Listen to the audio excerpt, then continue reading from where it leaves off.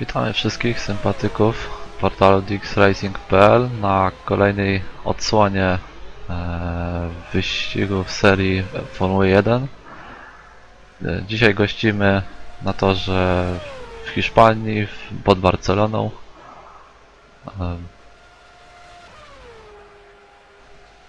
Ogólnie, jak widać, mieliśmy trochę już czasu. Minęły 3 tygodnie od ostatniego Grand Prix Chin, którego niestety transmisja przepadła, ale mniejsza o to. Dzisiaj się postaram zrobić tak, żeby to już nie przepadło, że z Rafałem będziemy starali się tak zrobić, żeby w razie czego mieć to. Zaraz jeszcze Przemo 8.1 wypiję, więc osamotniony dzisiaj nie będę, tak jak ostatnio to się zdarzyło. Mieliśmy akurat święta, w majówkę chyba była majówka, nie pamiętam.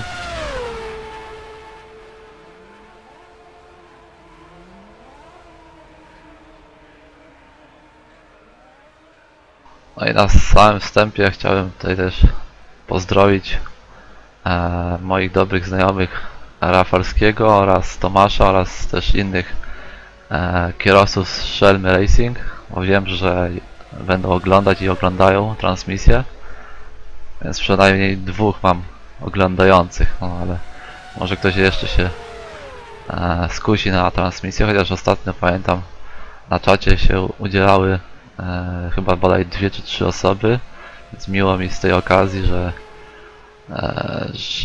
no, interesujecie się tym, co się dzieje tutaj na portalu, w lidze.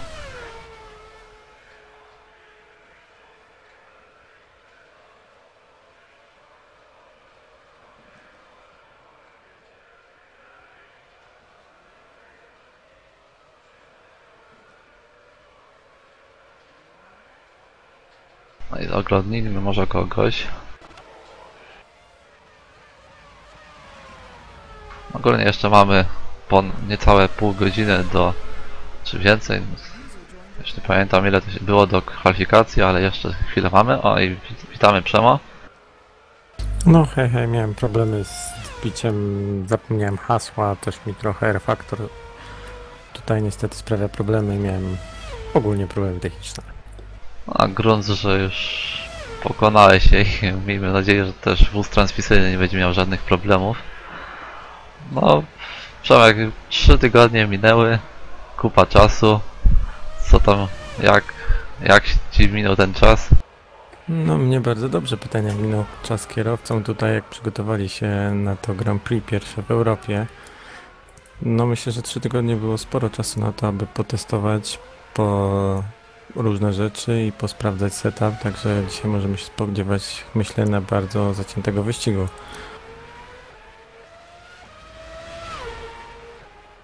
Tak chwilę spojrzałem do zeszłorocznych wyników i widzę, na swoim torze wygrał Juan, jak już mogło być inaczej, ale chyba nie był on, nie wygrał kwalifikacji.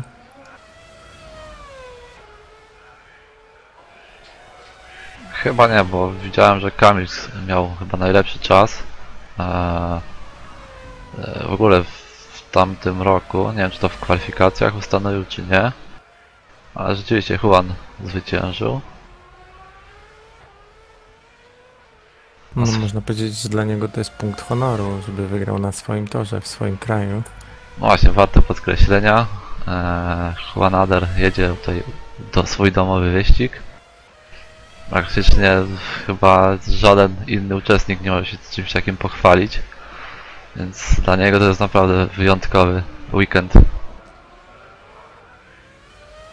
Ja właśnie zaglądam do tabeli z czasami, jak to wygląda, i tutaj Cruz jest dość mocno z przodu przed splotem, aż 0,8 sekundy. Pytanie, jakie tutaj były ilości paliwa.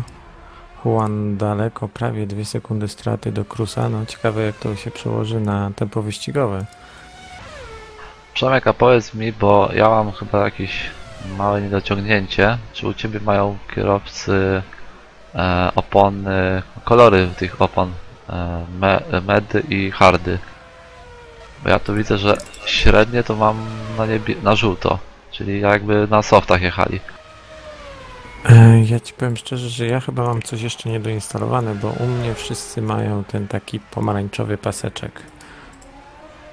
No to pomarańczowy to by było dobrze, no bo ja mam softy i medy. Te jakby są przecież medy i hardy przeznaczone na ten. Oj, Mentos tutaj wyspinował. No ja nie wiem, musiałbym zobaczyć, jakby ktoś pojechał na innych, bo ja pamiętam, że ja miałem problemy z tymi pluginami i nie wiem, czy je wszystkie instalowałem.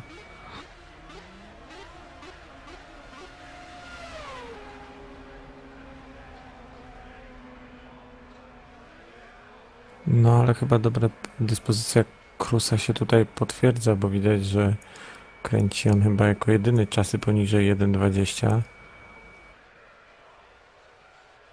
No właśnie, bo widzieliśmy całkiem duże przepaści tam między pierwszym i trzecim zawodnikiem.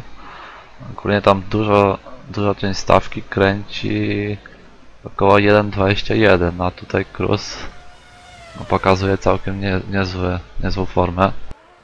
No ja pamiętam jego, że tak powiem, zapowiedzi po ostatnim wyścigu, że popracują nad setupem, nad stabilnością wyścigu i myślę, że to chyba miało miejsce, bo patrząc po czasach, ten zawodnik tutaj, no po cichu można go wymieniać w roli kandydata do zwycięstwa. Czy ktoś będzie mu w stanie przeszkodzić? Myślę, że Zaubery i Splot będą próbowali za wszelką cenę.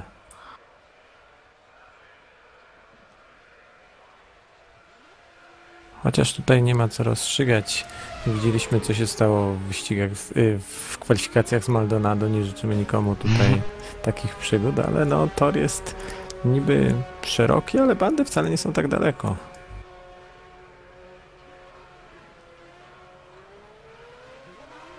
No właśnie, bo mieliśmy tam doskonały przykład, jak się nie powinno wyjeżdżać. Znaczy to już było niby chyba mierzone, on zaczynał, czy tam wyjazdowy, nie wiem co, ale... Mierzone. No właśnie, no i się to kiepsko zakończyło. Chociaż wiadomo, no u nas to jest bardziej lejtowe podejście, bo nie ma sytuacji, że jak się rozwalisz to koniec. No ale sam fakt, że no, kierowca niby na szczycie królowej motorsportu i takie rzeczy odwala, no to po prostu ręce opadają. Myślę, że on chyba nie liczył, że jego głównym problemem była ta sztuczna trawa. Tam chyba tylne lewe koło mu wyjechało i było widać, jak ładnie tył mu odjechał. No, on trzymał jeszcze wciśnięty pedał gazu i już było po sprawie. O, tu przed chwilą Cruz był dokładnie w tym samym miejscu. No mnie bardziej zastanawia forma naszych kierowców, kto i jak przepracował te 3 tygodnie i jak tutaj będzie się kształtować czołówka.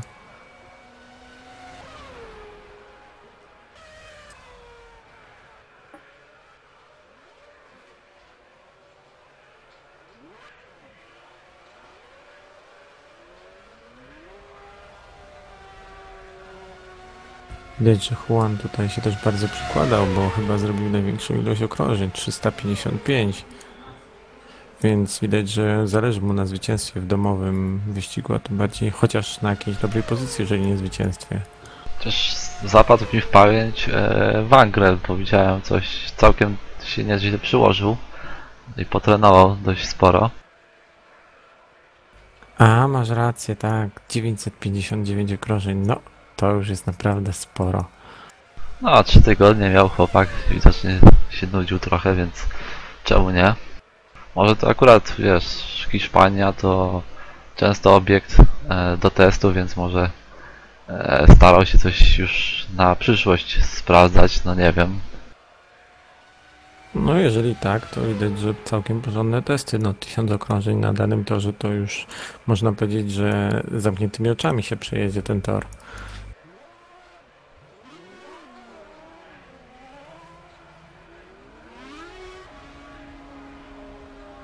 No ale to nie ilość wyścigów wygrywa wyścig, tylko konsystencja i dobre czasy. No, chyba powiedziałem w ilość wyścigów, ilość okrążeń.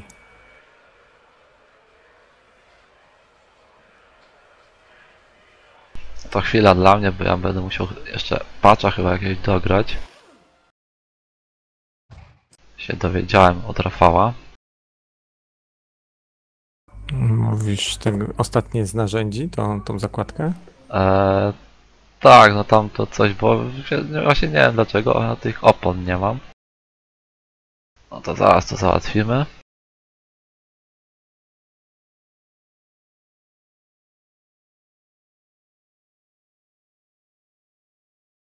Ja dość troszkę nie orientuję w tych nakładkach. Nie wiem, które muszę mieć zainstalowane, a które nie, więc mam tylko mod Tor i tego patcha.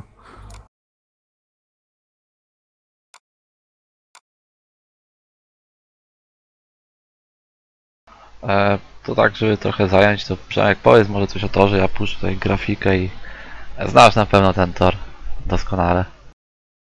Ale Tor znam, więc możemy wybrać jakiegoś kierowcę i No, przejechać się z nim jedno okrążenie. Tylko nie znam go na tyle, żeby omówić go z perspektywy kierowcy Formuły 1.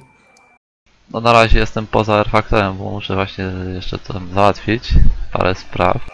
No to tak chyba każdy wie, że to jest dość specyficzny tor, bo mamy tu sekcję i szybkich zakrętów i trochę wolniejszych, no i jest dość długa, prosta i zawsze dylemat, jak ustawić bolid, tak, żeby móc zarówno być dobrym w tych szybkich zakrętach, jak i nie tracić zbytnio na tej dość długiej, prostej. Znaczy długa, tak, nie długa, ale tor jest dość specyficzny pod względem aerodynamiki, że są tutaj dużo szybkich zakrętów wymagających właśnie, żeby nie tracić w tych partiach toru zbyt dużo czasu. No to właśnie ja podróżuję z Krusem, który jest na prostej start meta, dojeżdża do pierwszego prawego zakrętu T1. Potem mamy zakręty lewo-prawo, w których Maldonado pokazał, jak nie jeździć. Cross właśnie pięknie przejechał. Kolejny prawy zakręt, też w miarę szybki, bo około 180 i dość pierwsze takie mocniejsze dohamowanie w okolicach 90 km na godzinę w Apexie. I znowu takie lekkie dohamowanie prawo-lewo. Tutaj jest dość ważny balans bolidu, aby nie tracić na tych zakrętach prawo-lewo i móc dość płynnie je przejeżdżać, aby nie rzucało autem. Pierwsza prosta w strefa DRS, dohamowanie bardzo mocne, bo aż do 70 na godzinę. I znowu nasze ulubione szykany prawo-lewo. Troszkę takiej wolniejszej sekcji toru. Ostatnia szykana, lewo-prawo. Wyjście na prawego zakrętu i wyjście na prostą start meta.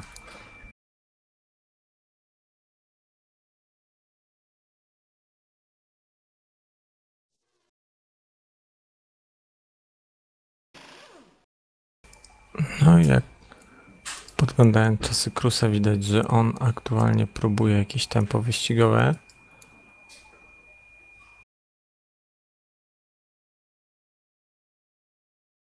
Myślę, że jego czas jest on dość spokojny o zajęcie dobrej pozycji w kwalifikacjach, dlatego próbuje się przygotować do wyścigu. Pytanie tylko, czy inni kierowcy nie zaskoczą go jakimś czasem.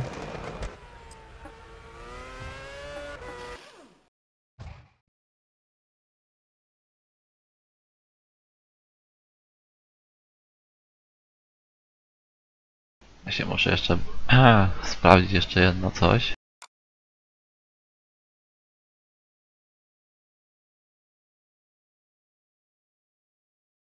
A to Przemek, może tak coś o klasyfikacji ogólnej, jak tam kto lideruje, kto jest drugi, trzeci.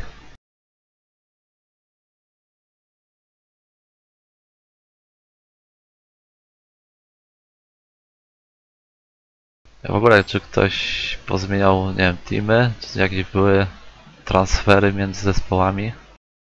Ostatnio właśnie prawy coś musiał kombinować, bo chociaż chyba nie wiem, czy on właśnie startuje w Zauberze, czy nie.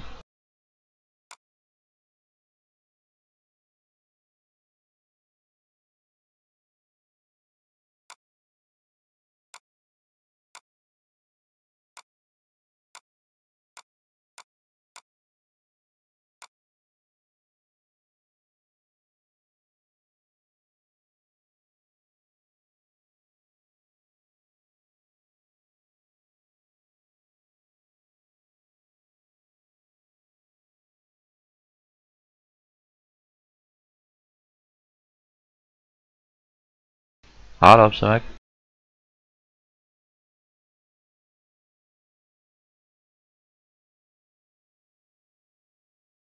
Jednak będę musiał dać takie upgrade, jakie są na serwerowe, bo miałem nieco pozmieniane, ale już, żeby nie przedłużać, to już zrobię takie, jakie są.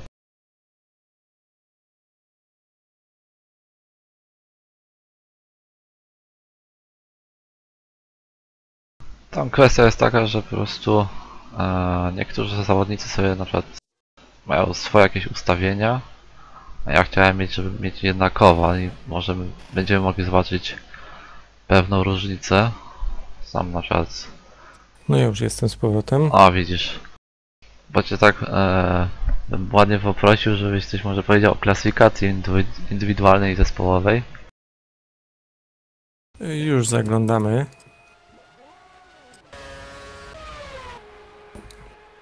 Też jest dość ważne. Już zaglądamy, jak to u nas wygląda. O, ja mam grafikę, tylko mam okienko tam małe i nie widzę. Kapnąłem się niedawno. No to już mówię. W klasyfikacji zespołowej prowadzi Splot. 61 punktów przed swoim... Nie, przepraszam. Przed profesorem, który ma 40 punktów i na trzecim miejscu jest Juan. Na czwartym Luke, czyli kolega zespołowy Splota, który traci tylko 1 punkt do trzeciego miejsca. Także mamy dość ścisk między, powiedzmy, trzecim a siódmym miejscem, jest to zaledwie 8 punktów. Także tutaj po tym wyścigu może się bardzo wiele zmienić w klasyfikacji indywidualnej, natomiast w klasyfikacji zespołowej myślę, że tutaj bez problemu rządzi Zauber.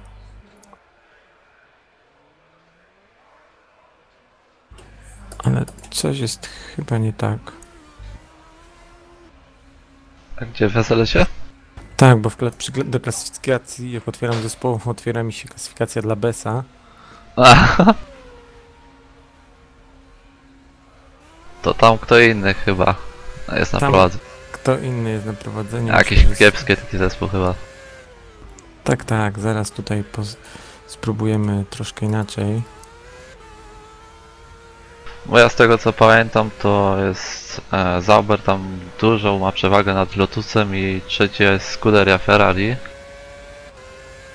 Tam głównie chyba Juan ostatnimi wynikami no trochę uzbierał tych punkcików. Tak, bo to trzeba wybrać klasyfikację konstruktorów. I Zauber ma 98 punktów, Lotus 40, Ferrari 32, po 27 ma Marussia z Force Indią, 22 Williams. Nie ma zespołu bez punktu, Scuderia Toro Rosso też posiada 1 punkcik. Także tutaj Zauber wygląda bardzo dobrze. Myślę, że oni od początku mieli dość dobrze przygotowany bolid, dzięki temu zyskiwali. Pytanie, jak inni zawodnicy skorzystali z tej 3-tygodniowej przerwy.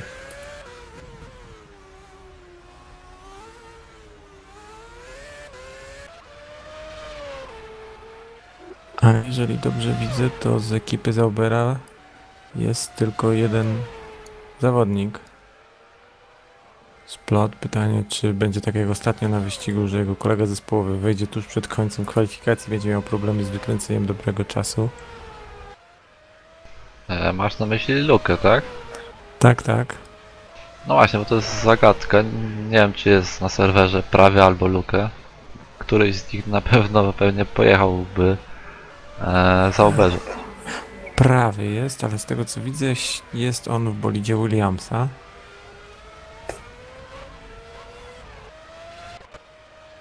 O, właśnie go znalazłem, gdzieś się rozwalił na wyjeździe. No rzeczywiście, jest w Williamsie, więc tutaj mamy pierwszy zauważony transfer. Z tego co wiem, to jest Mentos też w Williamsie, więc mamy taki skład. Chyba jednak prawy Mentos raczej poczynił tutaj starania, żeby zmienić swojego zespołowego partnera. No, witamy Splot.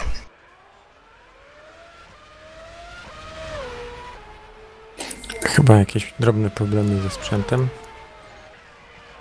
Albo się mikrofon rozgrzewa, ja mam czasami coś takiego, co inni, ktoś tam, kto to tak miał. No nic, ktoś w Shelmie miał coś takiego, że nie słychać go było, a później dopiero się mikrofon musiał nagrzać. Czyli to takie moje spostrzeżenie, że na początku słabo, dopiero później było już w miarę okej. Myślę, że to jakaś tradycja, że Splot wchodzi do nas zawsze przed wyścigiem i kiedy zawsze wchodzi, to okazuje się, że Zauber niszczy konkurencję. Pytanie, czy teraz też tak będzie, bo tutaj Cruz widać, że jest dość dobrze przygotowany. Może uda nam się od Splota uzyskać jakieś tajemne informacje na temat strategii, chociaż wątpię, żeby ktoś przed wyścigiem zdradzał takie rzeczy. Właśnie, zresztą tutaj nie wiem, czy się za dużo da zdziałać, bo mamy najtwardsze, właśnie, powiedzmy o doborze mieszanek, chociaż ja już tam trochę spaliłem na początku, bo nie wiem, czemu mi nie działały opony. Mamy dzisiaj opony miękką czy pośrednią oraz twardą, czyli kolorki biały i pomarańczowy. Takimi dzisiaj oponami dysponują zawodnicy. Tam w rzeczywistej Formule 1 zarzucano, że to dość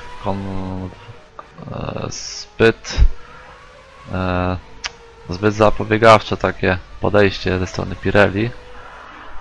No bo problem jest taki, że na tej twardej po prostu się zawodnicy ślizgają, przez to, że jest mniejsza przyczepność tej opony, no i trudniej ją dogrzać. No chociaż myślę, że tutaj Pirelli liczyło na to, że Hiszpania o tej porze roku już powinna być dość ciepła, w związku z tym temperatura zarówno powietrza, jak i asfaltu powinna być wysoka i kierowcy nie powinni mieć problemu. No ale rzeczywistość rzeczywistością, a oczekiwania oczekiwaniami i to, co się działo, widzieliśmy wszyscy w wyścigu. Pytanie, jak nasi kierowcy poradzą sobie z takim właśnie, a nie innym doborem mieszanek i jak ustawią swoje bolidy, aby wycisnąć maks z obu.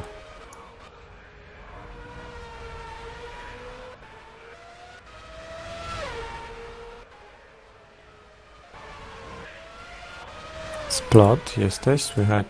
Jesteś już? Bo cię ciągle nie słychać. Dzień dobry, jak mnie słychać? No cześć, słychać już. Jak próbowałeś coś wcześniej mówić, to nie było. Nie próbowałem wcześniej mówić. Aha. No to tutaj zawsze Zauber był dobrze przygotowany. Podglądamy tutaj tabelę treningową. No i dość duża przewaga zawodnika Cruz nad tobą po treningach. Skomentujesz jakoś tak tą sytuację? Czy jest to zasłona dymna? Jakiegoś asa z rękawa nam wyciągniesz?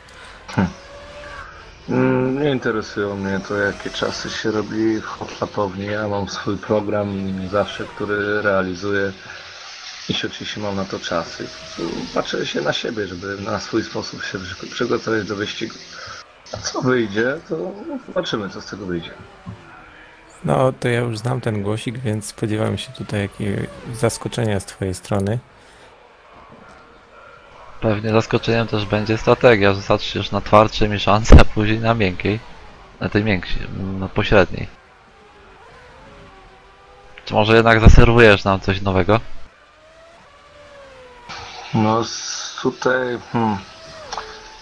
Dziwna przyczepność jest tego toru, dziwnie się w sumie jeździ. Wpierw nie mogłem się przyzwyczaić na tym torze, a dokładnie na tej wersji toru Barcelona, bo generalnie Barcelona bardzo lubię. No i opony trochę mnie zaskoczyły ze swoim zużyciem, ze swoją pracą, także no koniec końców strategie mogą być różnorodne i ciekawe i zaskakujące, bo sam jestem zaskoczony pracą opon. O, to zapowiada nam się dość ciekawy wyścig. My z Nero nie jeździmy w F1, więc nie możemy za dużo powiedzieć, ale widzę, że z tego, co opowiadasz, może być bardzo ciekawie. Możemy mieć różne strategie i różnie może się zdziać w wyścigu. No dokładnie. Też wszystko zależy od tego, kto jak poznał te opony, czy w ogóle właśnie, czy ktoś takie testy przeprowadza, czy po prostu hotlapował sobie kwalifikacyjnie, a później w wyścigu może się zaskoczyć. Tak? Może być ciekawie. No i właśnie podglądam Cruza, który jeździ chyba raczej wyścigowym teraz tempem, bo kręci czasy na poziomie 1.23, więc może być ciekawie. A możesz nam powiedzieć, czy testowaliście już coś dalej, czy wasze testy przedsezonowe były na tyle dobrze, że wystarczają wam one i nie potrzebujecie już wkładać tyle pracy?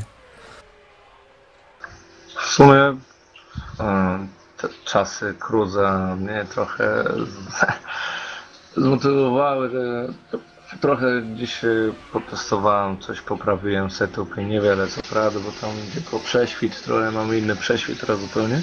Przyspieszyło mnie co jakoś, nie wiem, pół sekundy powiedzmy. Też inny rozkład masy testowałem, ale na jedno krążenie było to lepsze, ale na dłuższy dystans już nie spisywało to najlepiej, że do balansu masy pojadę na tym co zwykle, ale prześwit mam inny. Zobaczymy co to mi pomoże. No moje 0,3, 0,5 się poprawiłem na okrążeniu, a więcej nie testowałem. No to już bardzo dużo. Widzimy, że jest twój kolega zespołowy, który miał ostatnio problemy, żeby zdążyć na kwalifikacje. Prowadzicie w klasyfikacji zarówno indywidualnej ty, jak i zespołowej i rozumiem, że apetyt macie na powiększenie tej przewagi. Każdy chce wyjść, to jest normalne. A czy możesz zdradzić, kogo się obawiasz? Kto dla ciebie jest największym zagrożeniem tutaj na tym torze? Standardowo, nie wiem jak mój teammate się przygotował, ale jeśli się przygotował, to zawsze jest groźny, bo tak jak bodajże na Malezji. Cruz, jestem ciekaw właśnie jakie tempo ma wyścigowe, jaką strategię. No i jak zawsze doświadczeni już Juan Ader i Rafał GT, na nie zawsze trzeba patrzeć, bo mimo że kwalifikacyjnie nie są tak dobrymi kierowcami, ale w wyścigu zawsze robią swoje po prostu i na mecie znajdują się wysoko, nie? Także na tych czterech będę zwracał uwagę, a przede wszystkim będę zwracał uwagę na siebie, żebym nie popełniał błędów, pojechał bezbłędnie wszystko według planu, jak powinno być. Jak Fina się nie udało, jeden głupi błąd i zawaliło się wszystko. Także przede wszystkim będę zwracał uwagę na siebie, nie na innych.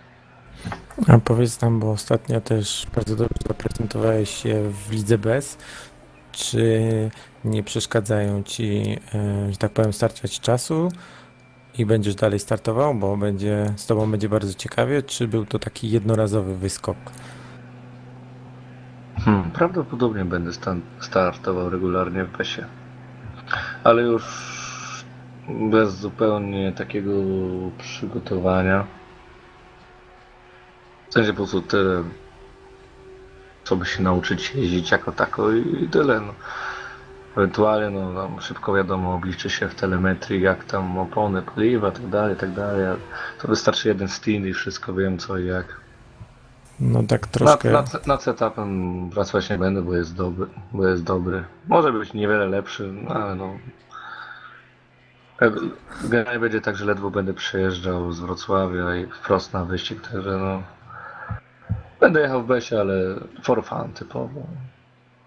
No, troszkę brzmi to dość, żeby nie powiedzieć zabawnie, w słowach drivera, który wygrał ostatni wyścig, który zawsze prezentuje dobre tempo, więc liczymy, że for fun będzie jak najlepiej. Walka o tytuł będzie for fun.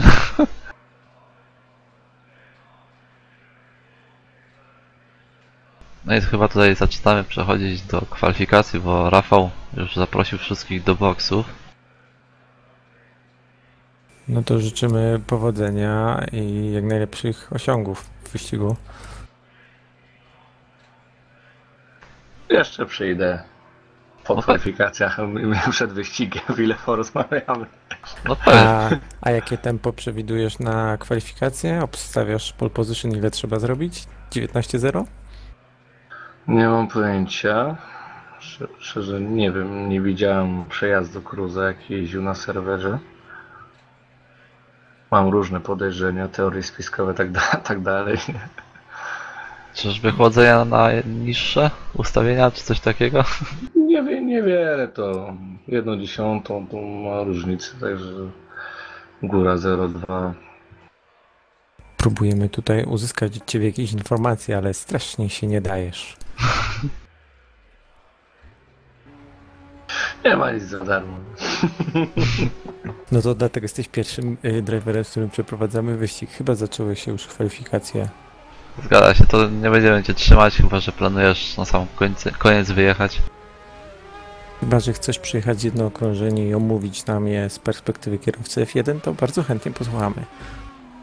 Niestety nie ma takiej opcji, gdyż w tej chwili jestem w innym pokoju, gdzie tu mam laptopa i tak dalej, a jeżdżę w innym pokoju, gdzie jest stacjonarny, tam jest kierownica podpięta, no to ciężko. No po prostu nie mam opcji, żeby pojechać i opowiedzieć to okrążenie tego toru. Nie mam mikrofonu, nie mam mikrofonu takiego na kabel, żeby podłączyć do stacjonarnego. Dobrze, to nie będziemy ci przeszkadzać, tak jak powiedział Nero, i zaczynamy się skupiać na właśnie rozpoczętych kwalifikacjach, bo kierowcy już powyjeżdżali z boksów.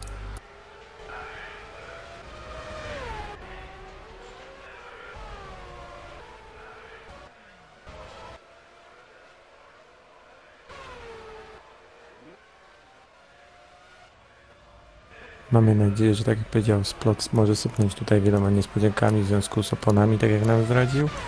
I czekamy na pierwsze czasy. No właśnie pierwszy z całego peletonu wyjechał Nex, więc z nim będziemy obserwować kółko toru. To będziemy mogli na gorąco opowiadać o torze, tej pętli.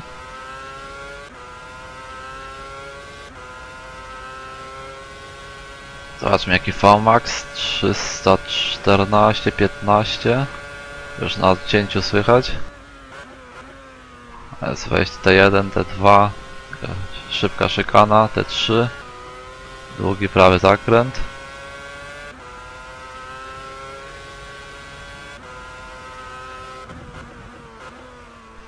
Tutaj mamy kolejny prawy zakręt. Teraz przejście do lewego, wolny dość zakręt, który dość jest śliski, trochę podsterowny. Kolejne szykana, lewo, prawo. Szybki prawy zakręt. Oj, troszeczkę go chyba postawiło w tym Tak. zakręcie. Lekki błąd. Tutaj chyba największe do hamowania na tym torze. Tu już się trzeci sektor zaczyna. Znowu szybkie przejście, długi prawy. Kolejny prawy do wolnej szykany, chyba najwolniejsza partia toru. Na tarki trzeba chyba uważać, bo widzę tam są dość wysokie kerby. No i ostatni zakręt, wyjście na prostą startową. Zobaczmy jaki czas. 1:22:339. No to jeszcze trochę brakuje chyba do najlepszych.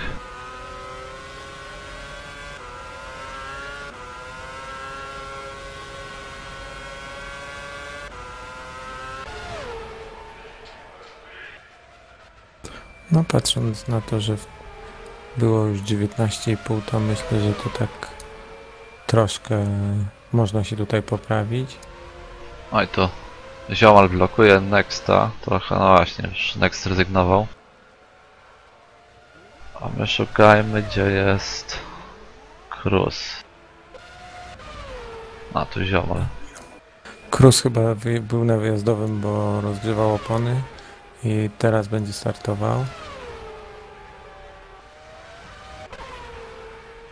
To mi mój late timing trochę źle pokazuje osoby na danych pozycjach, bo no nic, spróbujmy.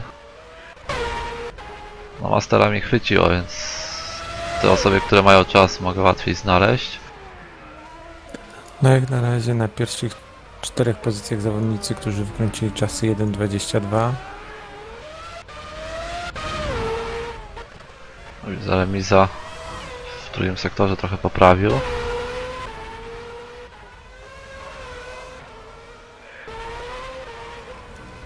Cruz dochodzi Colina. Jest na swoim szybkim kółku. Oj, troszkę zblokowany, ale nie dużo. A już prawy poprawia wynik Juana Dera. Ojej, Cruz. ojej, ale ktoś wyjechał z pobocza prosto pod koła, ale Cruzowi udało się uniknąć kolizji.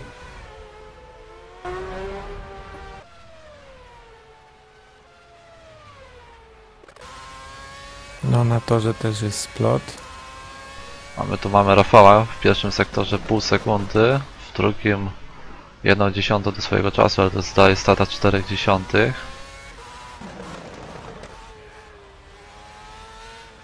Tu widzę prawy będzie jechał na poprawę czasu.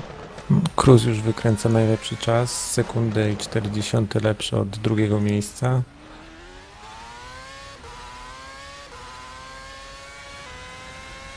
No, ktoś tu w ostatnim zakręcie wyspinował, zobaczmy Rafał. Nie, to jeszcze, ale 5. miejsce. Ponad 1,5 sekundy strata. A Cruz próbuje. Jest niecałe 0,3 po pierwszym sektorze. On na poprzednim kółku był troszkę blokowany w niektórych miejscach, więc myślę, że ten czas jest jeszcze do poprawy. W sumie te opony na kwalifikacje pozwalają przejechać, nie wiem, 2-3 pomiarowe kółka chyba. A ja zaraz sprawdzę splota. Oj, splot dość duża prędkość maksymalna, 326 na godzinę. A no właśnie, zapomniałem go o to zapytać, bo widzieliśmy, że chyba jako jedyny z nielicznych ma dość dużą przewagę nad innymi pod tym aspektem. Zobaczmy, Cruz na ostatnim zakręcie.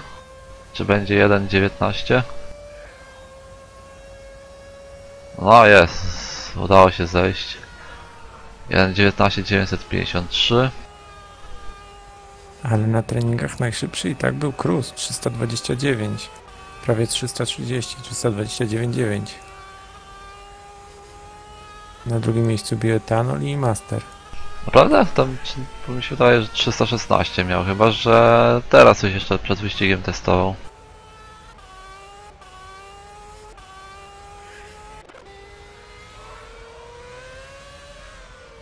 No jest, już upłynęło nam 7 minut z tego czasu dla Q1 przeznaczonego. Splot westrzy lekko blokowany przez prawego. Skorzysta chyba z jego draftu. I 1:21,4. Więc jeszcze Trzecie miejsce. jeszcze trochę strata jest. Profesor na wyjazdowym. Prawy jest na pomiarowym, zobaczmy jak jemu pójdzie.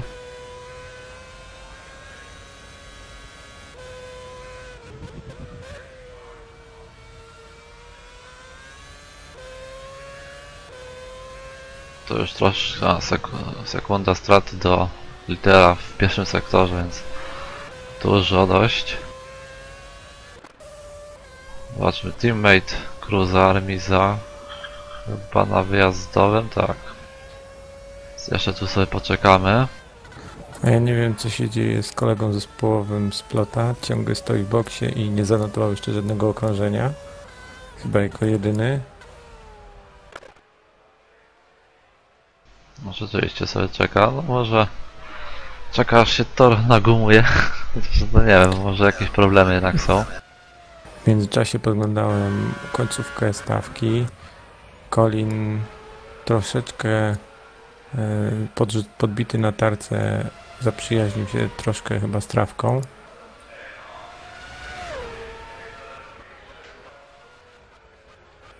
Ale myślę, że tutaj wśród tych kierowców jest też walka o klasyfikację zespołową i oni też nie będą odpuszczać. Mimo tego, że nie kręcą najlepszych czasów, to dla nich ważny jest udział.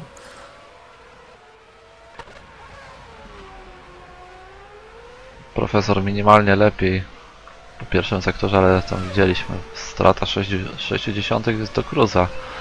Bardzo dużo Cruz odrabia w pierwszym sektorze. Zobaczmy drugi sektor. Oj, szeroki wyjazd tutaj profesora. Pierwszy sektor, w pierwszym sektorze mamy same szybkie łuki i więc tam liczy się dość docisk aerodynamiczny, ale Cruz ma też dużą prędkość, więc jakoś skrzydeł nie może mieć za wysoko, więc gdzieś znalazł jednak chyba przyczepność mechaniczną lepszą. No nie wiem, zobacz, że jako jedyny ma w S1 27,7, a dopiero następny jest chyba Juan 28,1. No właśnie, teraz Next mi odpowiedział 28,1 miał w pierwszym sektorze i wskoczył na trzecie miejsce. A ja podglądam splota, w S1 starzy mu się maleńki wyjazd. Widać, że tutaj chyba troszkę Cruz podrażnił tego zawodnika, ale to tylko będzie z korzyścią dla nas wszystkich, ponieważ będzie walka między nimi. Mówisz, że podłechtał ego? Myślę, że zdecydowanie.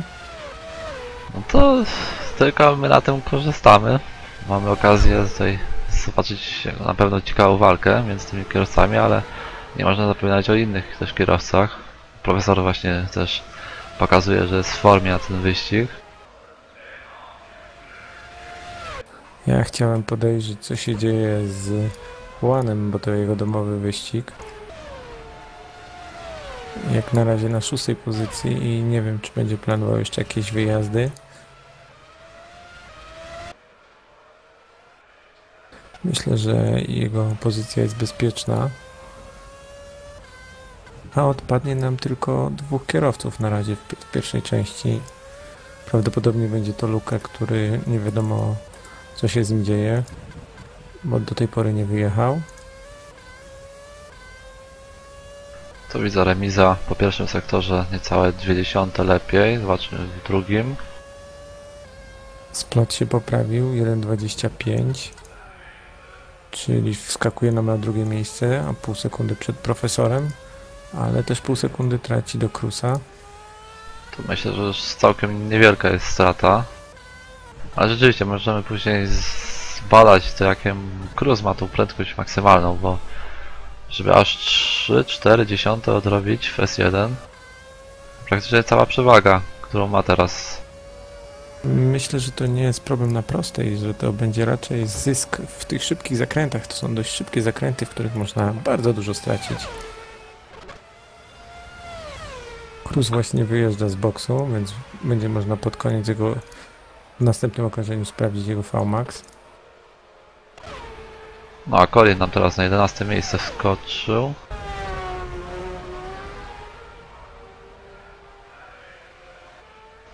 Zauważyłem, że jeszcze w McLarenie mamy nowego, znaczy nowego, no chyba wcześniej nie jeździł w tym teamie Iggy, czy Iggy, nie wiem jak też wypowiadać. Bo z tego co pamiętam w ostatnich wyścigach chyba tylko na Australii był na serwerze. No a tak, widzę, że stara ekipa jest. Żadnej nowej osoby. Ale 19 kierowców na torze, myślę, że to jest całkiem niezłe osiągnięcie. Zgadza się, chociaż mamy już tutaj ostatnie 5 minut, więc pasuje się zacząć przyglądać osobom, które są w strefie gdzieś spadkowej. Next skakuje na 3. pozycję. Rzeczywiście tylko już sekunda straty, chociaż tylko, no to aż można by powiedzieć. A ja właśnie sprawdzam prędkość maksymalną Cruza, 323,4. Tak, czyli teraz właśnie zobaczyłem.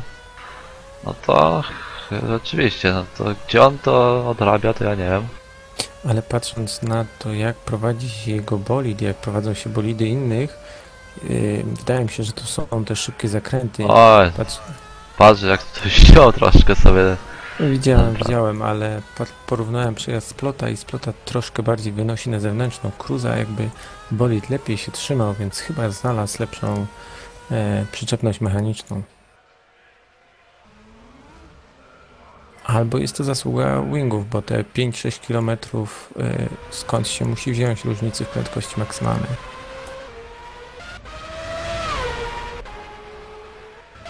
No i zaraz przyglądam się Masterowi, który próbuje wskoczyć do premiowanej 16. Ja tu mam na grafice błąd, bo pokazuje mi 17.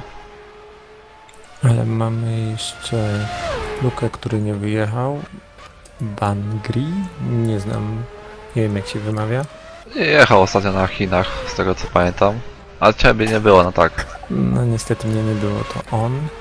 No i Master z Ziomalem chyba, chociaż między 14 a 17 miejscem jest zaledwie 50 różnicy. Tam może się wszystko wydarzyć. Każdy z tych kierowców może się nagle poprawić i może się zrobić ciekawie. Właśnie, bo Master do Ziomala traci tam raptem 20. O właśnie. jakby na zawołanie.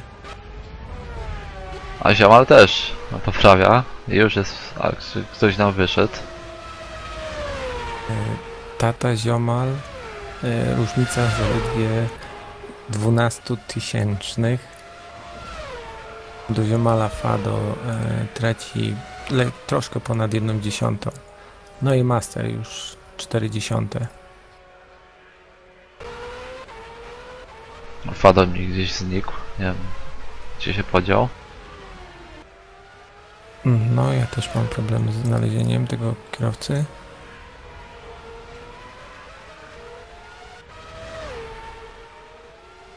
A w międzyczasie Sprott poprawia się o kolejne 0,2. Już tylko 0,3 straty ma do Cruza.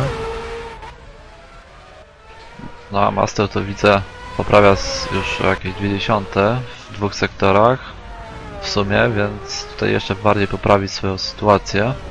Jest już w S3, ostatni zakręt. Wyjście tylko na prostą start meta i pytanie jaki będzie miał czas.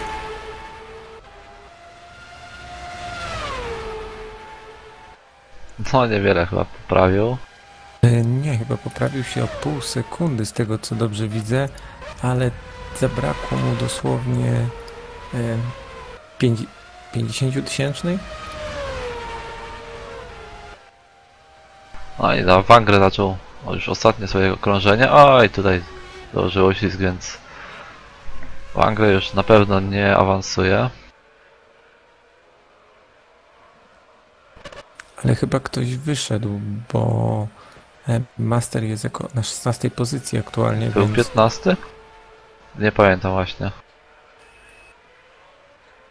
wydawało mi się, że 3 kierowców będzie chyba odpadać z Q1. Fado, nie ma Fado. Czyli jednak chyba connection lost.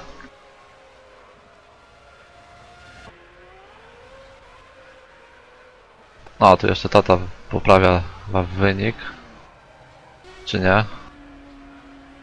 Ale on jest tak, jest całkiem wysoko, więc... Tak. Niestety opuścił nas Lukę. Pytanie co się stało. Będzie dość ciekawa sytuacja, kiedy Fado uda mu się zdążyć wejść na serwer. Albo nie uda mu się wejść i wtedy pytanie, jeżeli wejdzie na Q2, w teorii był przed Masterem, ale nie ma go na końcu sesji. O, właśnie się pojawił. Ale ma słabszy czas niż Master. No tu w międzyczasie nam Iggy wskoczył na 3. miejsce. Już sesja dobiega końca. O, prawy na 3. To już nam się tutaj w czele zawęża trochę sytuacja. Pozycja 3., 4., 5., 6. Zaledwie 35 setnych różnicy. Więc tutaj wszystko może się dziać. No jak na razie jedynym zawodnikiem, który zszedł poniżej minuty 20 był Cruz. Ależ profesor. No właśnie widziałem. No i co, mamy koniec sesji Q1. No to z niej na pewno już odpadają Luke, Wangre oraz Fado. Tak, i Master wszedł rzutem na taśmę o 76 tysięcznych, przepraszam. Nie wiadomo jakby to się podczyło, jakby Fado nie wywaliło z serwera, mogłoby tutaj się jeszcze mu udać wskoczyć, no ale niestety właśnie znikł mi i nie wiedziałem co się z nim wydarzyło. No i ale tak jak widzimy, Cruz jako jedyny poniżej 1.20. No i tutaj może być całkiem ciekawe, bo już nie widzimy, Splot zmniejszył tą stratę. Myślę, że walka o P1 rozegra się między tymi dwoma kierowcami, że oni wystartują z pierwszej linii do wyścigu. Pytanie tylko, Luke już też nie będzie mógł pojechać, bo tego kierowcy nie widzieliśmy na ani jednym okrążeniu.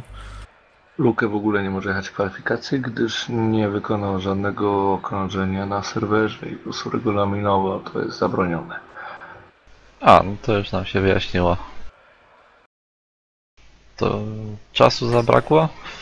Czy jak tam problemy może jakieś? Czy wyjazd jakiś?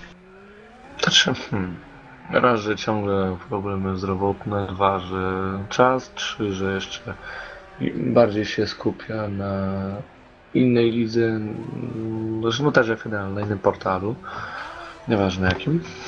No tak, nie poruszajmy tego. Tak. To szkoda, bo myślę, że tutaj na pewno w czubie mógł startować, chyba że taktyka jest, żeby ominąć jakieś tam zamieszanie na starcie. Znaczy on się teraz przygotowuje, przyszedł na serwer ze mną chwilę pogadać, co i jak. Teraz się przygotowuje na wyścig offline, osobno sobie.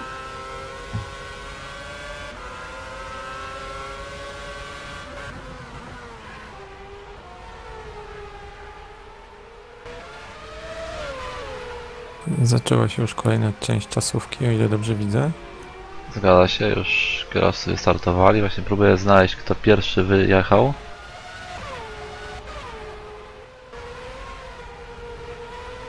To jest chyba Mentos, tylko nie widzę go na liście. Jest. Nie jest.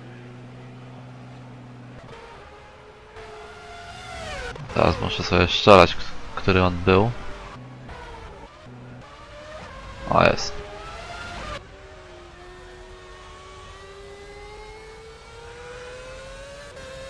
Hej, Cruza wywaliła, chciałem podpatrzeć, na jakich oponach wyjedzie.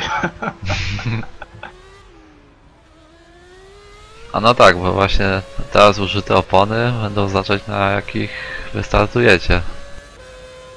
Tak Że- właśnie, takie są zasady w tym sezonie. Trochę dziwne dla mnie. Wolałem to, co było rok temu.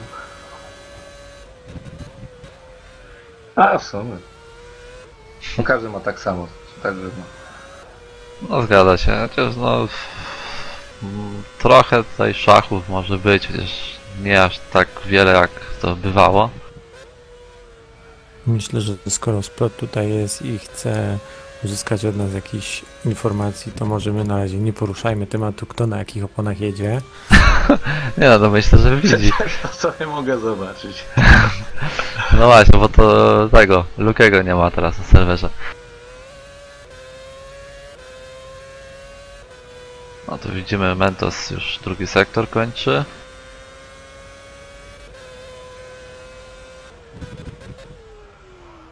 Zblokowane koło, trochę ścięty zakręt, wyjazd, to raczej niezbyt udane kółko. A Splot, jak jeszcze siedzisz, to powiedz nam, jak Ci się podoba różnica między tymi czasami co kręcicie, a tymi co w reelu kręcą? A może już go nie ma? Czy myśli? Mentos tam kończy i 1.22.1 wykręcił. Oj, ścinka kolejna Mentosa. Już Next chyba poprawi, tak, o niewiele poprawia czas.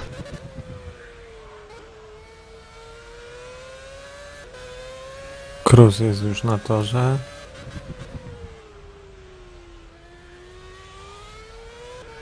Mentos poprawia pół sekundy swój rezultat. Zresztą nie wiem, jakby to było uznane, no bo Widzieliśmy no, wyraźna ścinka zakrętu. Myślę, że ten zawodnik będzie w stanie poprawić jeszcze ten czas. Właśnie widzimy, że względem prowadzącego 70 ma. No i Bietanol nam wskakuje na pierwsze miejsce. Z tego co widziałem, to Bietanol całkiem dobre... Już się zmienia, już profesor na zaraz za nim Juan. Speed już na P1. O proszę, to... Oj, tutaj... I Mentos podbity na ostatnim kerbie, Zgadza na się. ostatnim zakręcie jest pin niestety.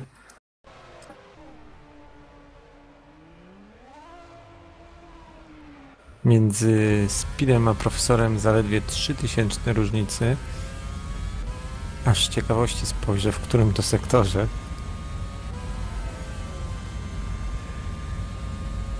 I w międzyczasie prawy melduje nam się na pierwszej pozycji.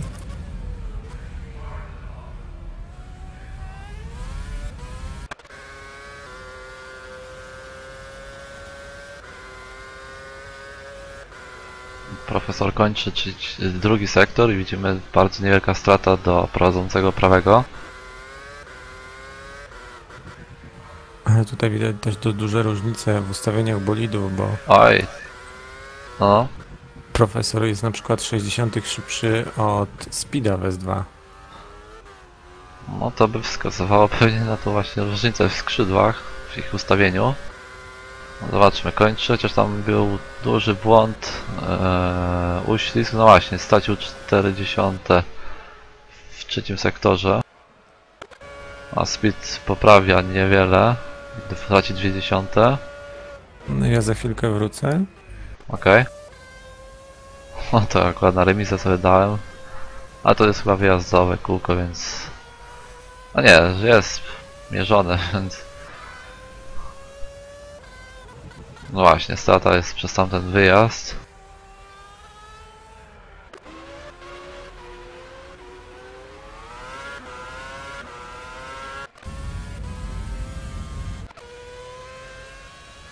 Wszyscy teraz są na wyjazdowym kółku.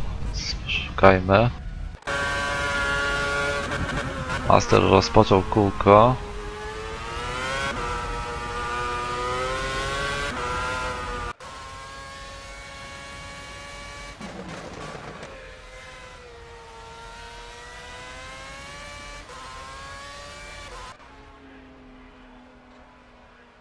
No teraz na 10. miejscu nam się melduje Rafał GT. Zobacz, a nie zdążyłem zobaczyć jakie VMAX miał. A ja jeszcze raz witam wszystkich na transmisji z portalu dixracing.pl. Jak macie pytania, to zachęcam do udzielania się na czacie, zadawania pytań, do dzielenia się wrażeniami z tego co się dzieje na torze. Jak na razie to widzę, tylko Peter się kapnął, że jest transmisja, więc cześć, dzięki, że zauważyłeś. Oj, tutaj widzę uścisk Rafała GT. To raczej chyba nie poprawi. O, już Iggy nam wskakuje na pierwsze miejsce.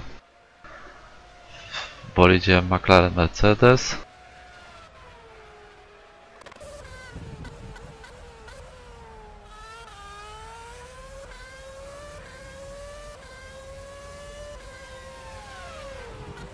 A tu Cruz widzę podróżuje na twardsze mieszance. Nie wiem czy to spowodowane, czy to jest jego pierwszy wyjazd, czy jak. Czyż nie, już ma czas ustanowiony, więc... No widzimy 1/10 przewagi. Więc to by wskazywało, że miał stratę gdzieś w trzecim sektorze. Nie wiem, 30,9. Zobaczymy jak przekroczy linię mety. Już jestem, widzę, że prowadzi Iggy. Tak, a teraz Cruz kończy kółko i trochę go tam podbiło na kerbach i...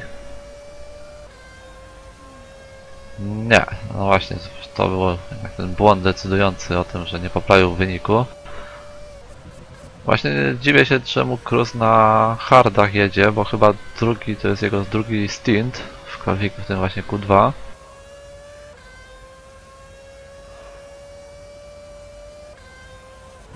No to ja mam coś nie tak, bo ja widzę ciągle pomarańczowy paseczek. No to pomarańczowe to są te twardsze, a białe to są te medy. Bo już chyba wcześniej wyjechał, ale no nic, mniejsza o to, może jakieś moje niedopatrzenia. Zobaczmy, kto tu jeszcze może... O, profesor na piąte wskakuje. A, nie tu. A widzisz kogoś na medach? No, profesor na przykład.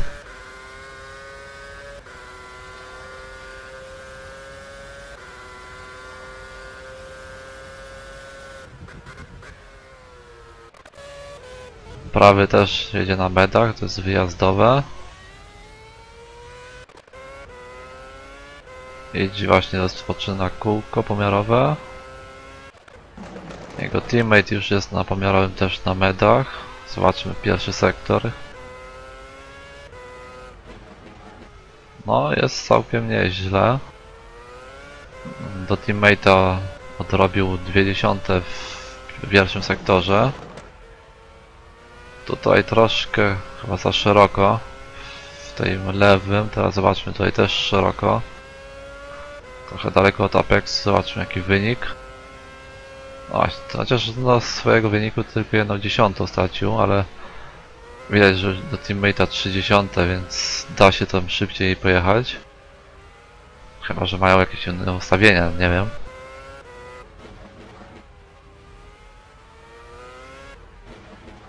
Czasami jest tak, że dwóch kierowców z tego samego zespołu, jak sam dobrze wiesz, jeździ na różnych ustawieniach. No właśnie, to...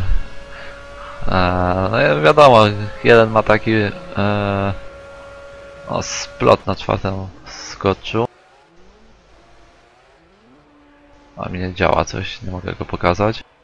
No właśnie, to... Ależ przed No. chwilą duży uślizg na kerbie splota. I dobrze, że tam nie ma tej trawy, bo skończyłby pewnie jak Maldonado, dość szeroko.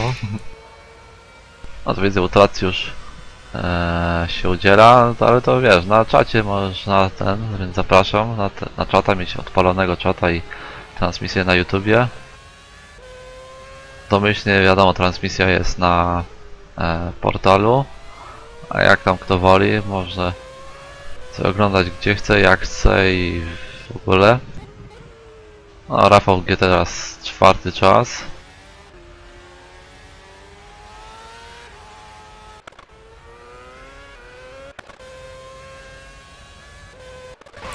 Widać, tutaj będzie się toczyć walka między kierowcami na różnych mieszankach.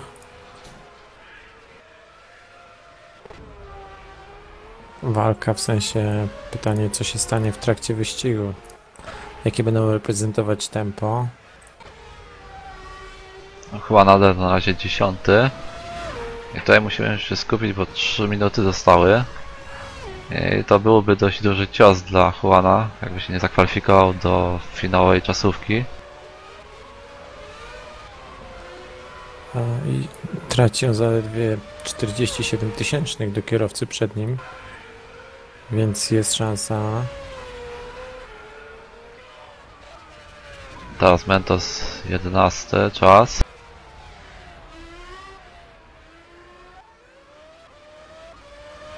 No i zobaczmy jak Juanowi pójdzie.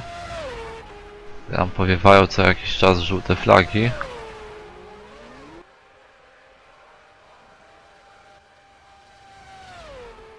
Albo zobaczmy jeszcze.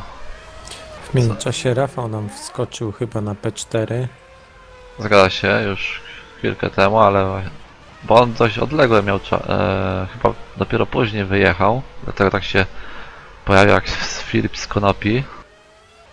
Ależ różnica między P2 a P3 5 tysięcznych. Rzeczywiście 1.20 801, a kolejny jest 806. Ale Miza zaczyna, więc przejdźmy do kogoś innego. Oj, Juan tyłem mi jechał.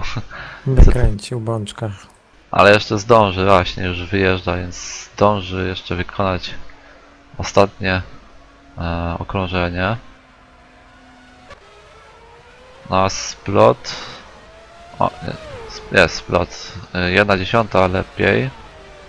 po pierwszym, no niecała 1/10 po pierwszym sektorze. No to musi się troszkę poprawić, bo traci prawie 0,2 do drugiego miejsca. Widzimy kolejne 0,75 tysięcznych. Zobaczymy, czy będzie miał taką aptekarską dokładność, że w trzecim też będzie 0,75.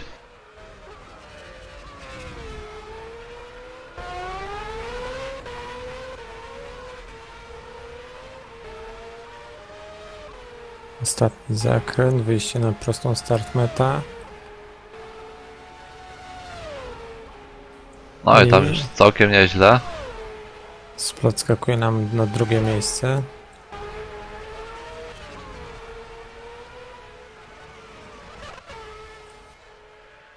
Ale spójrzmy ciągle, jak wygląda sytuacja. Na kto spada. Mentos traci 0,2 do Juana. Remiza jest na pomiarowym. Tam widzę, Colin chyba się zagapił i chyba już nie zdąży wykonać pomiarowego kółka. Czyli jak na razie spada Mentos, Remiza, Tata, Colin, Master i Ziomal. Właśnie Remiza popełnił błąd i daleko wyjechał. Co już będzie koniec dla Remizy. Master, nie, duża strata, więc tu też się nie uda. To jeszcze został nam tylko Mentos. Tu toczy się walka Mentos kontra Juanader. Myślę, że chyba udało mu się rozpocząć. Tak, jest 1/10 po... Chociaż Krus tu jeszcze coś... muszę się przełączyć kamerę. Ale Cruz walczy tylko o poprawę czasu. Tak. Oj, Mentos szeroko tutaj. No, traci 0,3, więc chyba Juan tutaj może być już bezpieczny, ale wiadomo, dokończy kółko. No, 1/10 do siebie stracił, z tego co widziałem. Mentos pierwszy skończy kółko.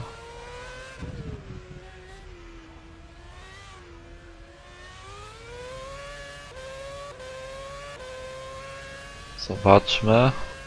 Juan wyjeżdża w ostatni zakręt, prosta start mety. Nie, Mentos odpada.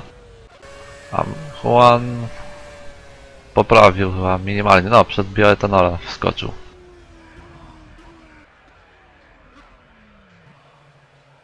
No i to jest koniec drugiej sesji kwalifikacyjnej. No i z niej... którą wygrywa Iggy przed splotem prawym. Całkiem niespodziewanie.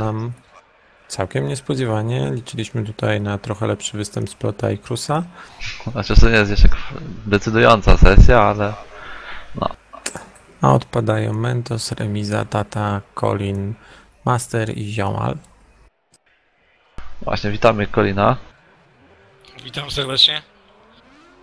Colin, widziałem, że chyba nie udało ci się ostatniego kółka zrobić, bo byłeś na wyjazdowym i nie starczyło czasu. Tak, nie mogę się dogadać z autem, nie mogę go ustawić. Nie lubię tego toru.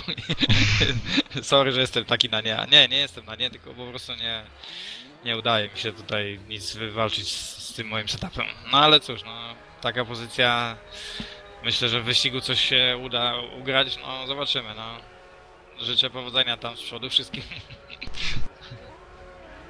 Czyli będziesz kombinował coś ze strategią, żeby wyścigu jak najwięcej ugrać? To znaczy, teraz strategia jest już przesądzona, bo jednak ta Q2 decyduje na jakich oponach będziemy jechać, tak? W wyścigu, także jestem na mediumach, na średniej mieszance, i muszę z takiej startować. No ale to zawsze można potem coś pokombinować, a może już tylko zostawić sobie te twarde, to wszystko jest jeszcze do zmiany, tak? To zobaczymy jak wyjdzie, nie? W wyścigu. Właśnie, będę to ujawniał. A masz jakieś przeczucia co do tego, kto może wygrać? Bo tutaj Splot z Cruzem dość ostro mogą powalczyć. Widzę też i tutaj jak zawsze gdzieś tam z boku dochodzi i wali też dobre czasy, także Także no zobaczymy. Widzę prawy też tutaj całkiem. Także no zobaczymy. Życzę im jak najlepszej walki, fair, żeby było, no i super. Fajnie, że tyle ludzi jest. No i na pewno No. Juan Ador będzie tutaj chciał udowodnić, że jest się u siebie, więc będzie chciał pokazać, że u siebie jest mocny. No na pewno. Juan jest jednak tym zawodnikiem, który walczy do końca i niestety mój błąd w ostatnim wyścigu w Chinach wyeliminował go z dobrego miejsca, mi się wydaje, także no na pewno będzie walczył. Myślę, Ale- że Juan tutaj jest dodatkowo zmotywowany. Domowy wyścig, tak? W Hiszpanii. Tak, dokładnie. Tutaj jakby u siebie jest chłopak no i walczy z resztą świata, jakby nie było. No a jeszcze może akurat dzisiaj będziemy świadkami, pokaże ten hiszpański temperament, że zawalczy o pierwszy rząd, ale zobaczymy no. No życzę mu jak najlepiej, tylko żeby rogów nie pokazał. No i tutaj widzimy już prawy kończy drugi sektor. Zobaczmy jaki to wynik będzie. 22-1 187. On jako pierwszy wyjechał do tej sesji, więc jako pierwszy ustanowi poprzeczkę dla reszty zawodników.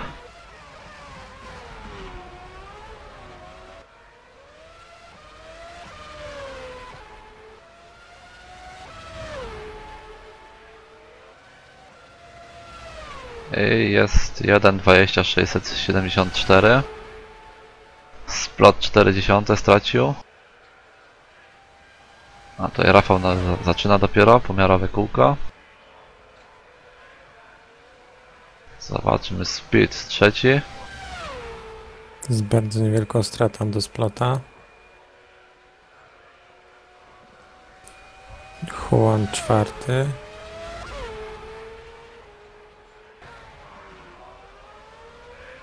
Tu prawy minimalnie poprawia, około 1/10. Iggy O, wskakuje nam na drugie miejsce. No tu bardzo ciasno się zrobiło. No zaledwie 70 tysięcznych. Między... No dawaj. Prawy już tutaj poprawia, ale miał trochę uścisk na tym wolnym nawrocie. Profesor już, proszę bardzo, bardzo niewielka różnica. Zaledwie 80 tysięcznych traci. Czyli tworzą nam się grupki P1, P2, P3, P6. No ale to już odpowiada pewnie prawy, zobaczmy. Nie, jednak stracił gdzieś właśnie na tym uślizgu, więc nie udało się. Patrząc po czasach stracił, wszystko to co zyskał stracił w S3. To jeszcze tylko Cruz nie ma żadnego czasu. I bietanol chyba. Nie wiem, Cruz, tak? Tak. Chociaż był na okrążeniach wyjazdowych, ale coś nie poszło tak. Być może nie ten setup. Ale nie, widzimy już pół sekundy ponad poprawia, więc zapowiada się bardzo dobry czas. W międzyczasie Juan na czwarte nam skoczył.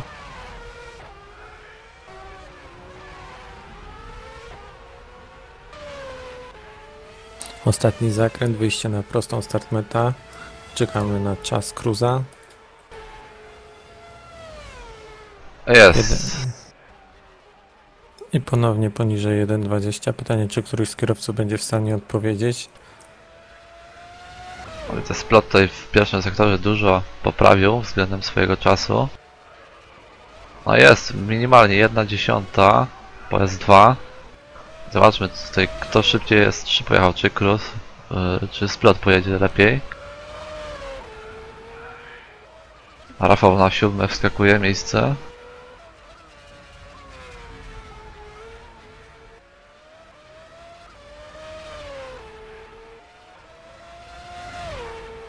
Już jest na prostej start meta i pierwsze Jest. miejsce. Splot na P1 o 0,2 przed Cruzem. Pytanie, czy Cruz będzie w stanie odpowiedzieć. No to nam się zaostrzyła walka tutaj o pole position.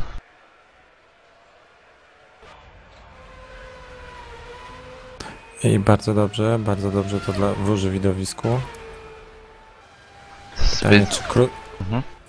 czy Cruz będzie w stanie utrzymać nerwy na wodzy, widząc to, że ktoś go wyprzedził i pojechać okrążenie zbyt mocno nie cisnąc, bo wtedy wiadomo, zamiast zyskiwać traci się. Tutaj widzę lwia część obecnej stawki jest na wyjazdowym kółku.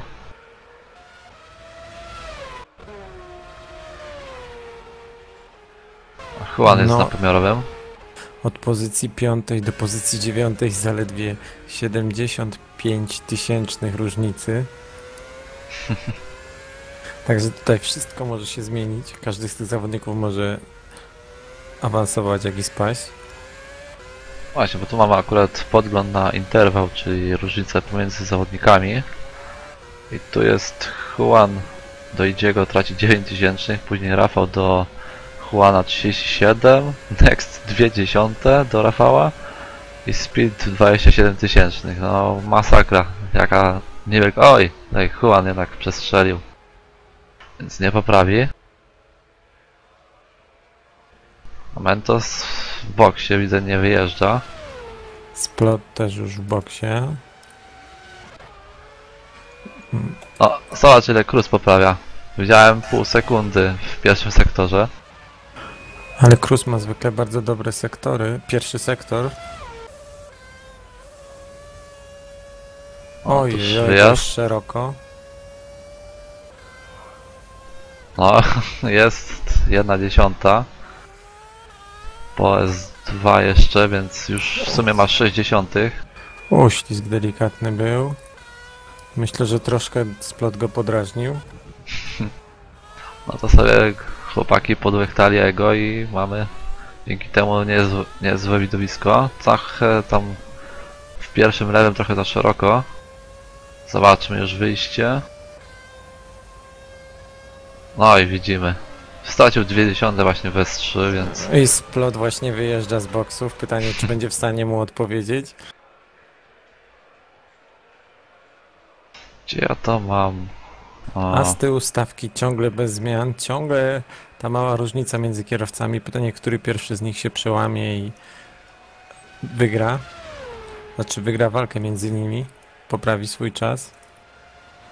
Także mamy pary. P1, P2 walczy o zwycięstwo. P3, P4, czyli prawy z profesorem też są bardzo blisko. I potem koledzy od pozycji 5 też walczą o tą pozycję. właśnie, bo prawy już traci niecałe 90, więc tu jest całkiem dość duża przepaść. Iggy już 5. miejsce.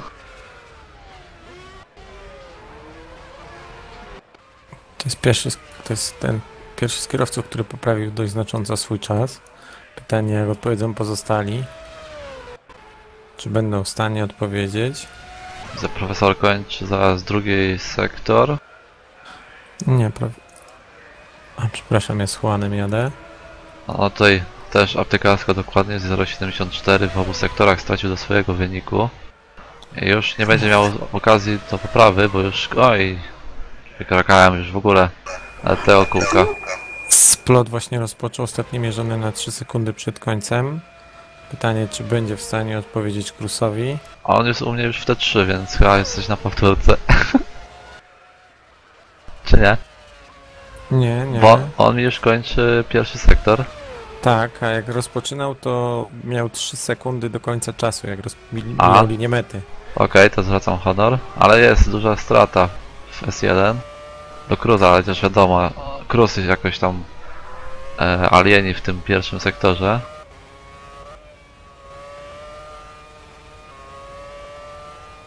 Zobaczmy drugi sektor.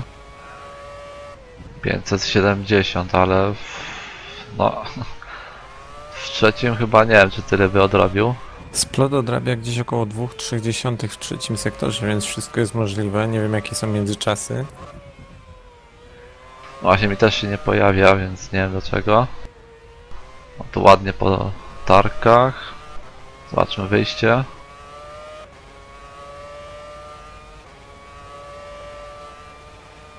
Nie, jednak troszeczkę stracił. Next 5. miejsce, a prawy 3. Zaraz wracam. No to by był koniec Quala. Zwycięża Cruz z czasem 1:19.386. Później Splot, prawy, Profesor, Next, EG. Juanader, no tylko 7.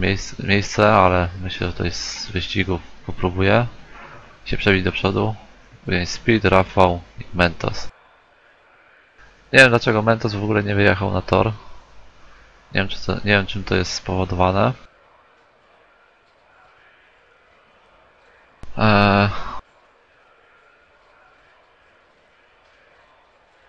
No tutaj mam informację od Bioetanora, że nie jedzie, ma problemy z R-Factorem i z internetem, więc szkoda.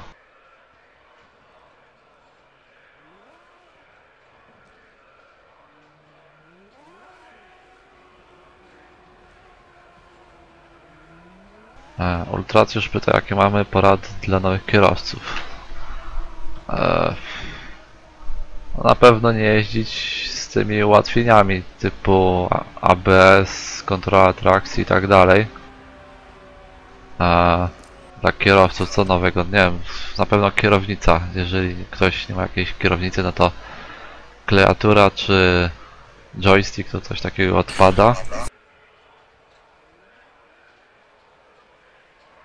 A z kierownica, no to tam jest wydatek ile? 200-300 zł. Można w miarę niezłą sztukę dostać. I to, co się liczy w wyścigach, to nie jedno okrążenie i czas jednego okrążenia, umiejętność powtarzalnej jazdy. Można być sekundę czy nawet półtorej wolniejszym na okrążeniu, ale na dystansie wyścigu spokojnie objechać tego kierowcę, który, tak mówimy, hodlapuje tylko, tak? Także przede wszystkim konsystencja, czyli powtarzalność w czasach. Dobry? No hej. No Splot, musiałeś tutaj uznać wyższość Cruza. Jak oceniasz jego czasy i czy coś popełniłeś, jakiś błąd w swoich najlepszym okrążeniu? Nie, pojechałem swój rekord pojechałem, także średnio się dogadywałem. Znaczy no lepiej mi się jeździ na twardych, na tym torze, co mnie dziwi, bo na Sepango było inaczej, a z drugiej strony no kwalifikacyjnie nigdy nie byłem dobry, zawsze o wiele lepiej mi szło w wyścigach. Tym bardziej, że ciężko mi było złożyć dobre okrążenie, bo często na przykład na wyjazdowych miałem kogoś przed sobą, robiłem sobie miejsce, a to chłodziło opony, później nie miałem tak rozgrzane, a jadąc drugie okrążenie to już opony są bardziej zużyte, więc znowu też się traci czas, więc dopiero w Q3 mi się właśnie udało i wyjazdowy już jechać pełnym ogniem, wtedy już ja bardziej rozżywam opony wtedy i no już mam pełną przyczepność na tym na pomiarowym. Plan wykonany, z tym, że coś mi nie pasuje w pierwszym sektorze Cruza, gdyż śledziłem jego czasy zawsze w poprzednich sesjach i nagle pół sekundy w pierwszym sektorze, gdzie w drugim, w trzecim jest ciut wolniejszy ode mnie. Niestety nie widziałem wtedy jego przejazdu. No właśnie my tam zauważyliśmy, że miał VMAX około 326, więc chyba podobnie. No podobnie. Tylko jestem ciekaw, czy on czasem na wyjazdowym nie rozpędził się bardziej, w sensie pojechał na przykład starszą sekcją toru, żeby wjechać bardziej rozpędzony. A nie wiem, nie wiedziałem, więc...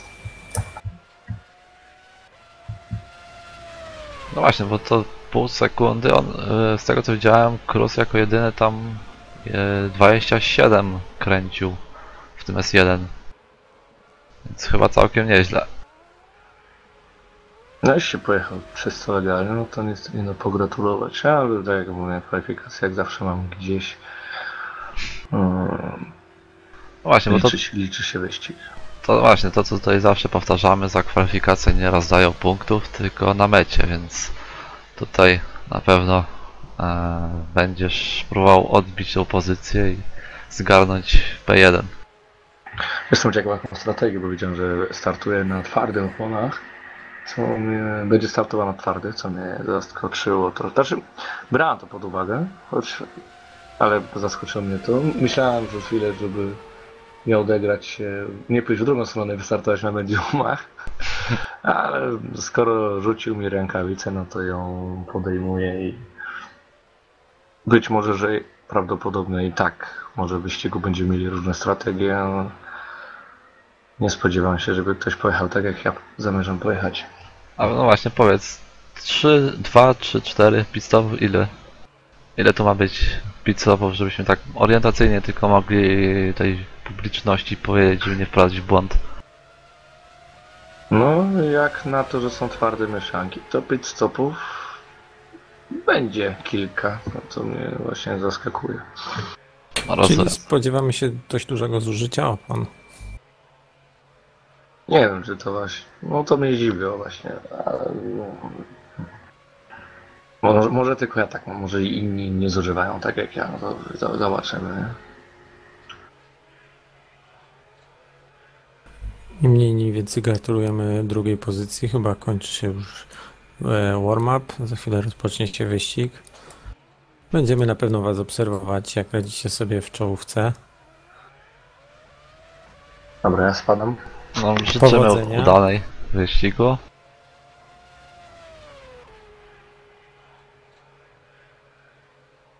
A to jeszcze tak powiedzmy może coś o pogodzie.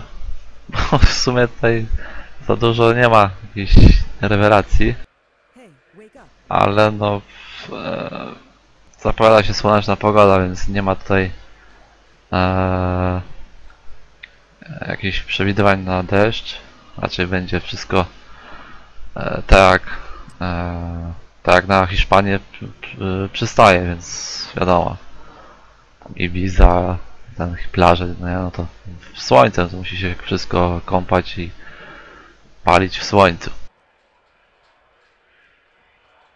No i jeszcze tutaj Peter właśnie też dobrze skwitował dla nowych kierowców, co jest najważniejsze. Trening i jeszcze raz trening i będzie super. No właśnie.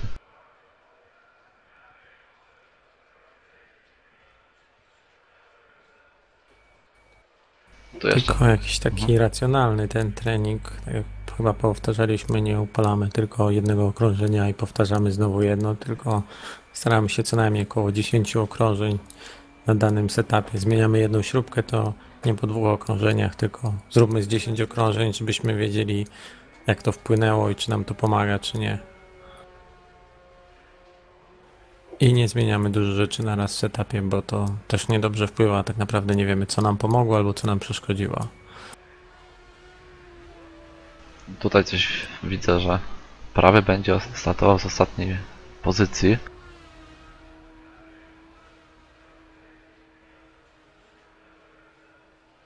Ja nie wiem, tutaj Iggy miał dość prośbę, żeby on mógł wystartować z ostatniej.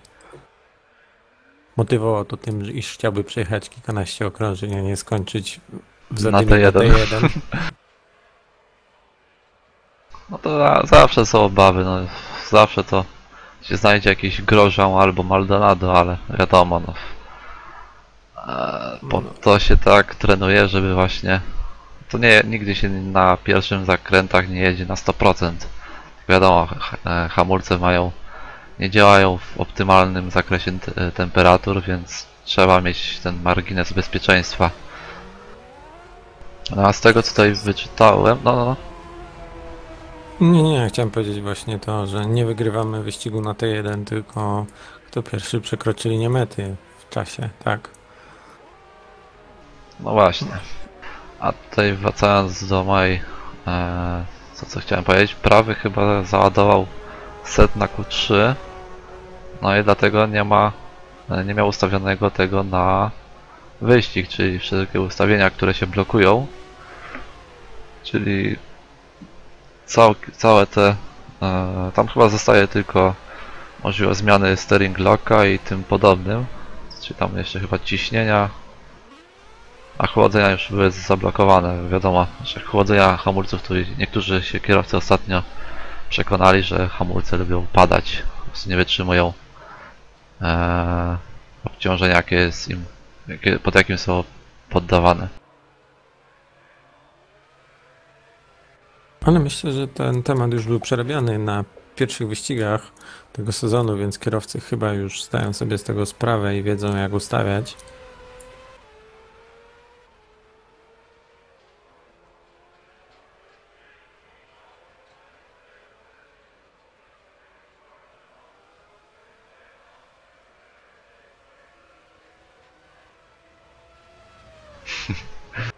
No widzę, prawy tutaj się trochę zagalopował.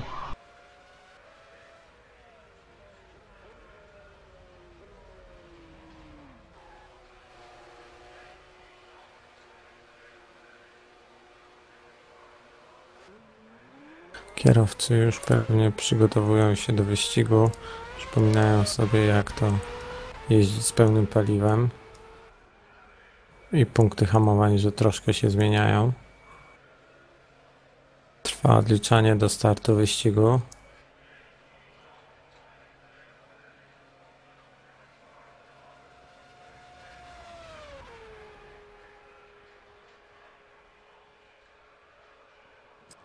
Attention grid, all non-essential personnel leave the grid now.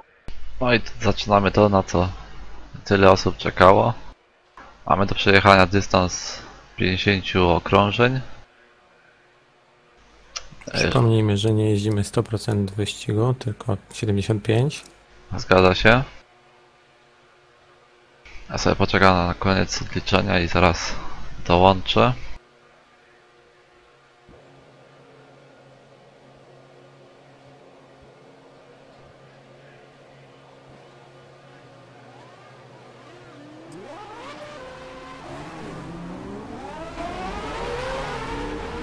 Rozpoczynamy okrążenie formujące. Zapowiada nam się bardzo ciekawy wyścig.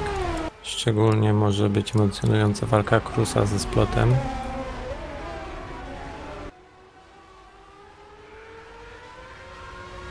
Ale pozostali kierowcy też są dość blisko koło siebie, więc też może być dość ciekawie. Na pewno potworzą nam się takie pary z tego, co patrzyliśmy po czasach.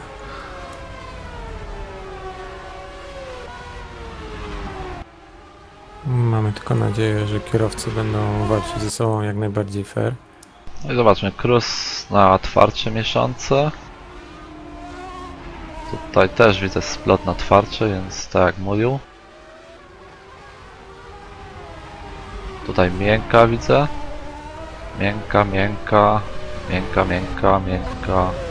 No pośrednia, no ta miększa. No to chyba są jedynymi kierowcami startującymi na twardsze mieszance.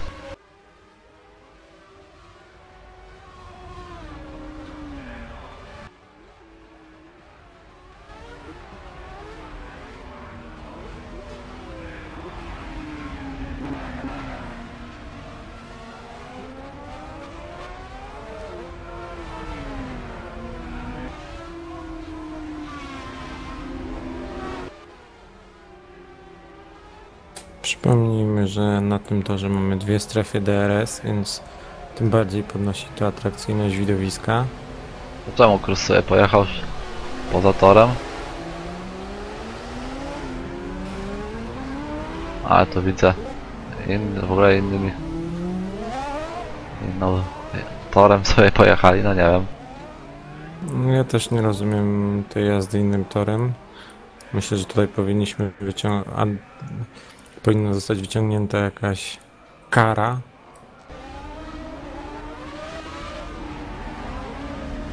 Może czy kara to nie wiem, ale no... Pouczenie. No chociaż, no nie wiem. Widzimy, już się ustawili kierowcy. A trzeciego nie ma, czyli... O, widzę remisa w boksie.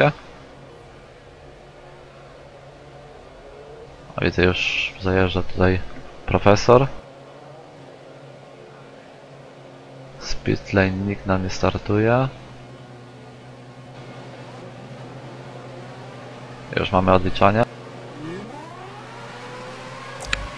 I za chwilę rozpocznie się start. Pytanie, jak wystartują? Chyba Splot ciut lepiej, tak? Splot już Odkryza. wychodzi na prowadzenie. Oj, Oj, tu, jakaś z tyłu, jakieś problemy kierowców. tak, coś tu się stało. Kierowca McLarena. Widzę, jakiś problem miał. Oj, tutaj dużo. O, już mamy. Kierowców przestrzeliło T1, widzę dość Ale. poważny karambol. Fado niestety już problem. Wróćmy na czoło. Jest walka o P1. Tu jeszcze z tyłu też. Master chyba ma uszkodzony dość poważnie bolid.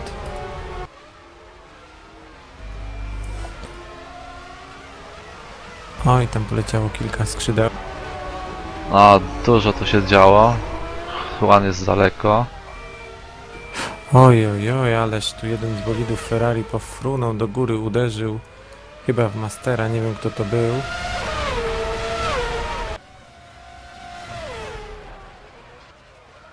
Iggy już zakończył wyścig, więc bardzo nieudany dla niego występ. To właśnie chyba on uderzył w Mastera, stracił przedni wing, Master tylny. Chyba niepotrzebnie chciał się przenieść na tył stawki.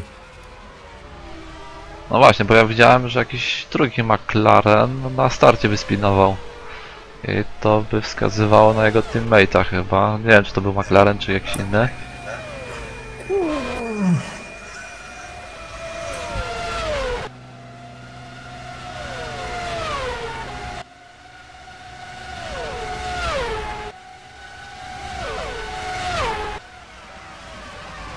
To widzimy, Luka już jest na trzecim miejscu, więc odrobił wszystko co mógł. Żółtą flagę.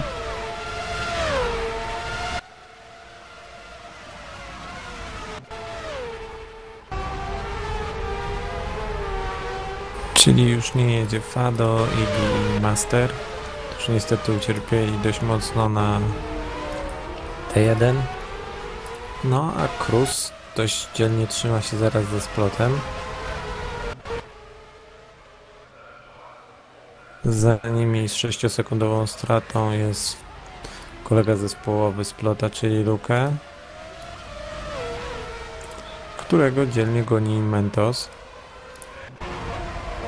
Tu widzimy, Mentos jest właśnie za Rafałem GT, bardzo blisko, prawie przepraszam. Tak, myślę, że prawy jest chyba ciut szybszy od Rafała i będzie próbował się jakoś do niego dobrać. Ale pamiętajmy, że Rafał jest bardzo doświadczonym kierowcą, który pojechał wiele wyścigów i na pewno wie, jak się bronić. Oj, chyba zdecydowanie szybszy jest Rafał na prostej, więc prawemu nie będzie wcale tak łatwo go wyprzedzić. Myślę, że tutaj mamy do czynienia z różną strategią ustawienia docisku aerodynamicznego. No, tu widzimy, Colin walczy z Juanem, ale już Juan wyprzedził. Colin raczej chyba nie chciał ryzykować, no i tutaj kolejny zawodnik nam chyba zakończył występ. Chyba Tata. Ziomal był chyba w pitach. Chciał chyba przepuścić dublujących i wykręcił na ładnego bączka. Chyba, że ma uszkodzony bolid. Chyba tak, Ziomal ma też uszkodzony bolid. Nie dało się naprawić.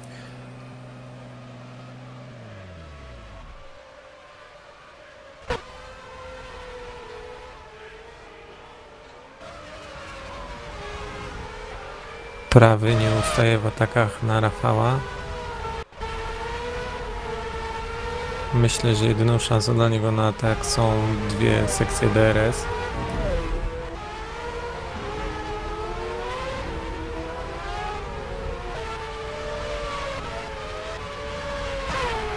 Ale Rafał chyba będzie miał zdecydowanie większą prędkość, bo widać, jak odchodzi na prostej. No właśnie, zgadza się dość dużo. Cruz jest bardzo blisko, ale to jeszcze... Mamy No. różnicę. Zobaczmy wejście chyba na wewnętrzną. Cruz dość ostro atakuje Splota, są bardzo blisko. No ale tutaj już w lewym jest z tyłu. więc na razie jeszcze musi próbować szukać miejsca. Z tyłu mamy walkę remizy z Wangre. Remiza wyprzedza. Ogląda się już, T1 jest przed nim, przed Wangre.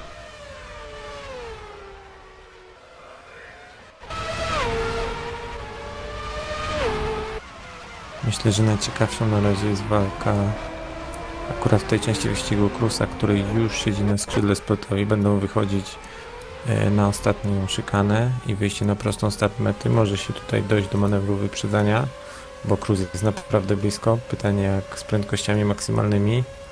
Widzimy, dość daleko odchodzi splot. Dużo lepsze ma wyjścia splot. No, chyba, że więcej kersu sobie zachował, nie wiadomo. Tutaj blisko jest. Być może ponowi tutaj próbę ataku właśnie w tej partii toru. Bo wiemy, że Cruz był szybki właśnie w S1. Ale nie, na razie tutaj za daleko.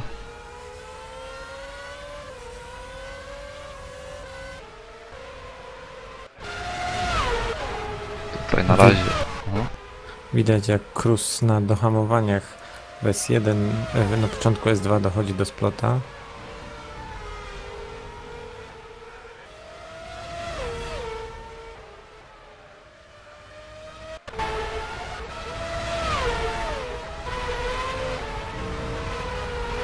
A profesor jest zaraz za Mentosem.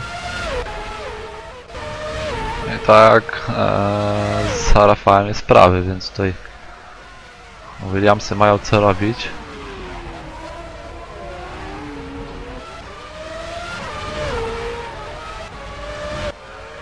Także mamy takie 3 dwójki, które notorycznie walczą ze sobą. Kolejne wyjście na prostą startową. Cruz ma chyba podobny dystans jak ostatnio, chociaż jest wejście na wewnętrzną, jest atak. I zobaczmy, jest tu White cały czas. No, tutaj mało miejsca sobie zostawiają. Cały czas. Cały czas tu White, tam był błąd splota na dohamowaniu. Oj, następny będzie prawy zakręt, więc Cruz chyba już z przodu, więc... Chyba, że tutaj klasyka będzie próbował splot, właśnie to czyni. Zobaczmy, następny jest w lewo. Ale na tym dohamowaniu Cruz był zawsze troszkę lepszy. No, zobacz, splot jest cały czas. Walka cały czas. Lewy zakręt, pytanie jak to rozegrają. Cały czas tu White. A nie, splot jednak górą wychodzi. Pół okrążenia cały czas tu White jechali, no fantastyczna walka. Było momentami dość ostro, ale wydaje się, że zawsze mniej więcej czysto z obu stron. Tutaj za Rafałem bardzo blisko jest... O, ziomal niestety, koniec. Tutaj prawy atakuje, teraz prawy Rafała. atakuje, miał trochę lepsze wyjście, ale Rafał ma Większy lepsze VMAX, VMAX. ale na dohamowaniu prawy ma krótszą drogę do hamowania i wykorzystuje to i już jest przed nim. Ale myślę, że tutaj Rafał się zaraz będzie odgryzał, bo wyjdą na prostą, no tutaj Rafał jest 7-8 km szybszy, więc może być dość ciekawie. Jeśli tylko Rafałowi uda się utrzymać za prawym, może dojść do ataku. Myślę, że No tak jest będzie bardzo miał blisko, lepsze tak. miejsce. To pewny atak będzie i nawet uda mu się nawet uciec w miarę. Tak, proszę zobaczyć jaka różnica, więc... No tutaj jednak prawy będzie miał problem, żeby skutecznie ugryźć Rafała. Myślę, że jedyny moment to będzie, kiedy w pitach będzie mógł wyprzedzić Rafała, bo widać, że jest szybszy, ale no niestety na prostych to Rafał jest zdecydowanie szybszy i tutaj prawy ma problemy. Mógłby pojechać szybciej w krętej części, ale na prostej Rafał będzie mu się odgryzał. A Cruz cały czas za splotem będzie próba ataku.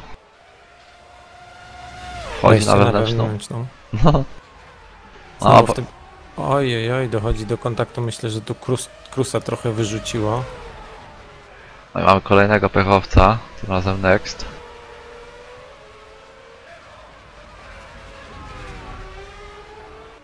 Myślę, że tutaj Cruz może mieć ten sam problem co prawy. gdyż Splot pewnie będzie chciał się odgryźć na prostej. Chyba jest trochę szybszy, widać jak się zbliża. I będziemy mieć atak. Oj! Oj, ależ Splot zrobił. Oj, Cruz na bandzie, no fatalnie. Niestety tutaj Splot popełnił dość duży błąd wyjeżdżając na trawę, zarzuciło go i uderzył w Cruza, który niestety doznał takich uszkodzeń, myślę, że iść dalej nie Przebita pojedzie. opona chyba była i koniec. No bardzo Oj. przykro to się wydarzyło, no. Zapowiadała się taka bardzo ciekawa walka. Myślę, że tutaj nie było żadnej celowości w postępowaniu Splota. Niestety wyjechał na trawę, to był jego poważny błąd i stracił przyczepność stracił panowanie nad bolidem. Ale nie wiem, czy on za agresywnie po prostu nie wykonał tego manewru, że chciał za wszelką cenę jak najbliżej tylnego skrzydła siąść, no i no niestety, no. No i przenieśmy się może do walki tutaj o czwarte miejsce, czy piąte. No a tutaj Master już na czacie, no, epitetem rzuca, no niestety, no. Widzieliśmy jakie tam zamieszanie było. No, widać, że chyba niektórym, że nie chyba, tylko na pewno niektórym zawodnikom zabrakło chłodnej głowy. Wydaje mi się, że to był Iggy, który prosił o przeniesienie na koniec, bo chciał przejechać kilka okrążeń, ale on się chyba nie spodziewał, że tam dojdzie do dość dużego hamowania, w tym T1. Obejrzałem powtórkę tego kontaktu Splota z Cruzem. No i Splot troszkę za szeroko pojechał do lewej. Tutaj pewnie sędziowie będą mieć co oglądać i oceniać.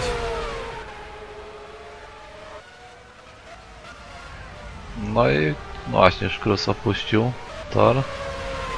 No i na prowadzeniu są Zaubery, no. Myślę, że tutaj Splot po tym kontakcie będzie pewnie dość uszkodzony. Chociaż nie wiadomo jak to tam wygląda. I Luka będzie miał szansę na zwycięstwo w tym wyścigu, bo już widzę, że chyba go dochodzi. Tak, a tutaj kierowcy z tyłu. Rafał GT jest w kanapce Williamsów. Właśnie widzę, Rafał będzie atakował na prostej, bo ma większy VMAX. Ale Oj, trochę opóźnił dohamowanie i zobaczmy, no wypycha i próbują team specjalnie zagrali tak, żeby Rafała tutaj wywieźć w pole, no i proszę, jednak się im to udało. myślę, że tutaj Mentos pojechał troszkę nie fair, bo po prostu wywiózł Rafała poza tor. Tak, no nie zostawił mu miejsca, a był cały czas tu wide, więc no tak, chyba że teraz będzie próbował. Myślę, że teraz Rafał się Oddać. odgryzie obu. Patrz jaki VMAX ma Rafał. Bez problemu odgryzie się obu tym Williamsom. I odbieraj.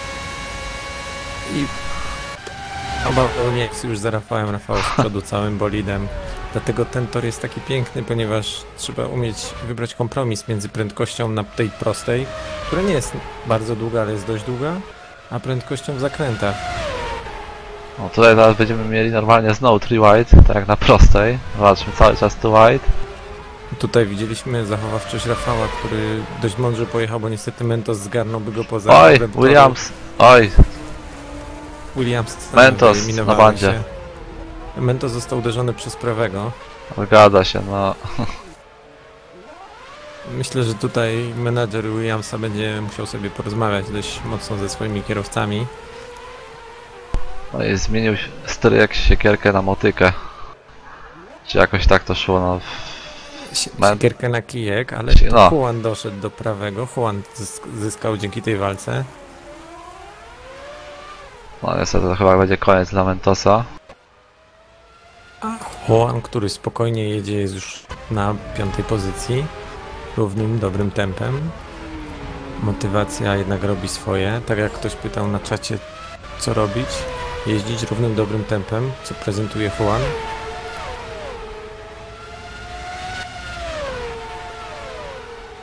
Juan będzie próbował atakować prawego, ma dużo większy VMAX, wchodzi na wewnętrzną, jest z przodu bez problemu. No, widać. Zblokowane koła na Oj. jeden. Właśnie, a teraz prawy będzie tutaj korzystał z swojego docisku. Już próbuje wchodzić. Aj, tutaj. Tam było dość agresywne wejście, nie wiem gdzie tam prawy chciał po tej wewnętrznej się zmieścić. Po prostu za bardzo liczył na to, że Juana teraz wyrzuci na tym zakręcie, więc trochę tak za optymistycznie to próbował wykonać. Myślę, że Williamsy chyba poszły za bardzo w docisk i w tej krętej sekcji toru są bardzo szybkie, ale skutkuje to tym, że podjeżdżają oni innym kierowcom pod tył i czasem dochodzi do bardzo groźnych sytuacji. Tak, bo właśnie, o już Mentos koniec, właśnie muszą przewidywać, że kierowcy, którzy mają mniejszy docisk, będą hamować i w ogóle jechać trochę inaczej. I prawy znowu za Juanem. Pokazał się w lusterku.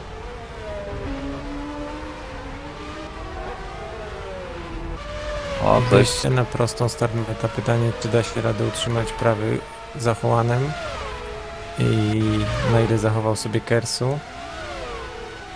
Ale widać, że Juan jest zdecydowanie szybszy na prostych. Teraz może być dość niebezpiecznie. O, Luke dostaje drive-thru.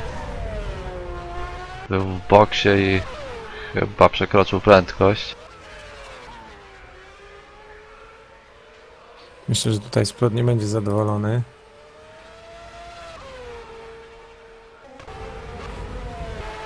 Prawy dość agresywnie próbuje wyprzedzić Juana. Myślę, że przy takim stylu jazdy jego opony mogą dość szybko zakończyć swoje życie.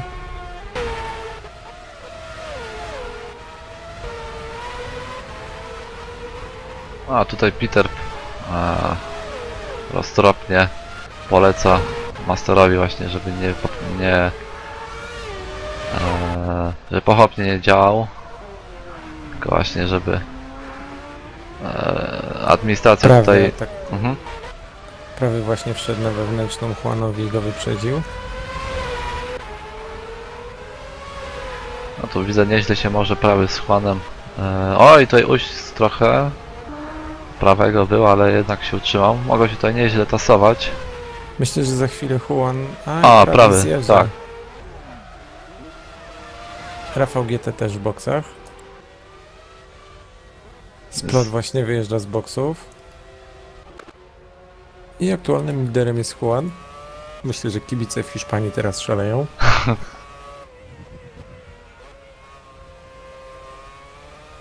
No właśnie, zaczęło nam się już zjazdy. Widzimy Splot znowu na twardej mieszance wyjechał. O, ja tu szeroko wyjeżdża.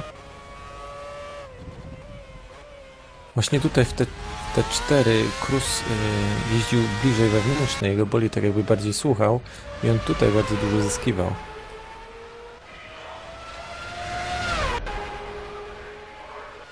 Ale zostało nam 10 zawodników, jeżeli dobrze widzę, więc wszyscy punktują. Chyba najlepiej zyskał na tym wszystkim Luke, który jest na trzeciej pozycji. Prawie też, bo w sumie też gdzieś tam z końca startował za to, że no, seta sobie złego wgrał. A wracając do tego, co mówiłem właśnie. Oj, Rafał spin. Na tarce go podbiło, ale raczej tylko na stracie czasowej się... no, żeby się nie zakopał. Ale wyprzedził go właśnie prawy, z którym toczył dość dużo walki. Będzie mu ciężko teraz go dogonić, bo prawy chyba był trochę szybszy, ale nie mógł sobie poradzić z Rafałem, bo Rafał odgryzał mu się na prostych. A teraz to będzie szansa dla prawego, będzie mógł odjechać.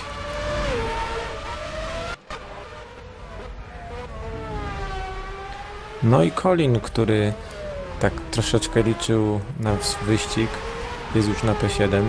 Widać, że los mu dzisiaj sprzyja. Ale on chyba jeszcze w boksie nie był i tak właśnie... O, właśnie.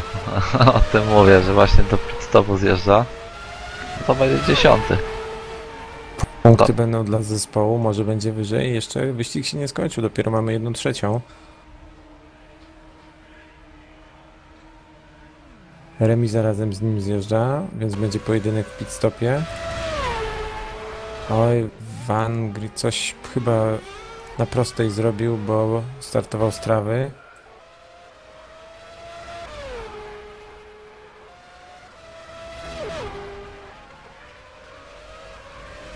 Tu nam się troszeczkę stawka przerzedziła.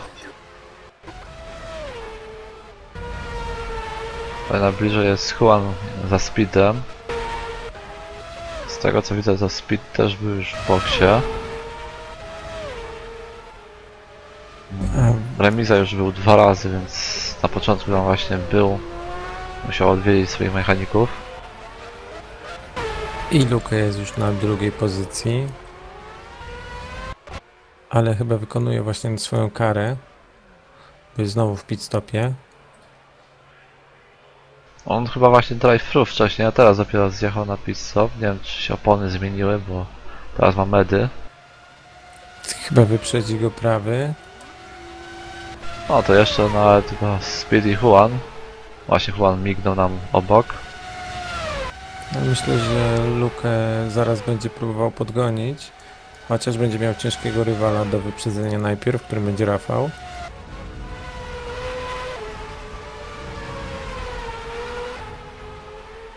I Luke wyjechał tuż przed profesorem. Remiza jakiś błąd popełnił. Bo był w piasku. Tak, właśnie widzieliśmy tutaj. O, Colin! A Remiza walczył z Colinem i doszło między nimi do kontaktu chyba. Tak, Remiza na dohamowaniu zblokował koła, postawił go bokiem i wysłał Colina na bandę i siebie też w pułapkę żwirową. To Colin ma jakieś uszkodzenia właśnie znowu.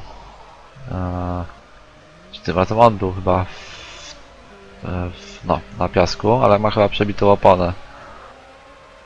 Bo, tak jak powiedziałem, na dohamowaniu postawił bokiem Remizę, który uderzył w Colina i no niestety doszło między nimi do dość dużego kontaktu. No, ale warto jechać, bo punkty są na torze. Myślę, że dlatego Colin próbuje dojechać do pit stopu. A to widzimy Juan coraz bliżej speeda, jest już wyjście na prostą. Witamy Cruza. Widzieliśmy niestety, co się stało. No cześć. Szkoda tego wyścigu, bo zapowiadała się całkiem ciekawa walka ze Splotem o zwycięstwo. Czy możesz powiedzieć, jak mniej więcej oceniasz swój występ i Czy ten krótko o incydent? przygotowaniach? O incydent nie chcę pytać, żeby nie było na gorąco opowiadania, więc poczekamy może chwilę na ochłonięcie. No na pewno jestem bardzo zły, ponieważ trochę się przygotowałem do tego wyścigu i niestety cała ta praca jest zaprzepaszczona. Może skoro o tym incydencie to może później powiem, a teraz jak przebiegały te przygotowania, no to starałem się przede wszystkim poprawić tempo wyścigowe i to się udało.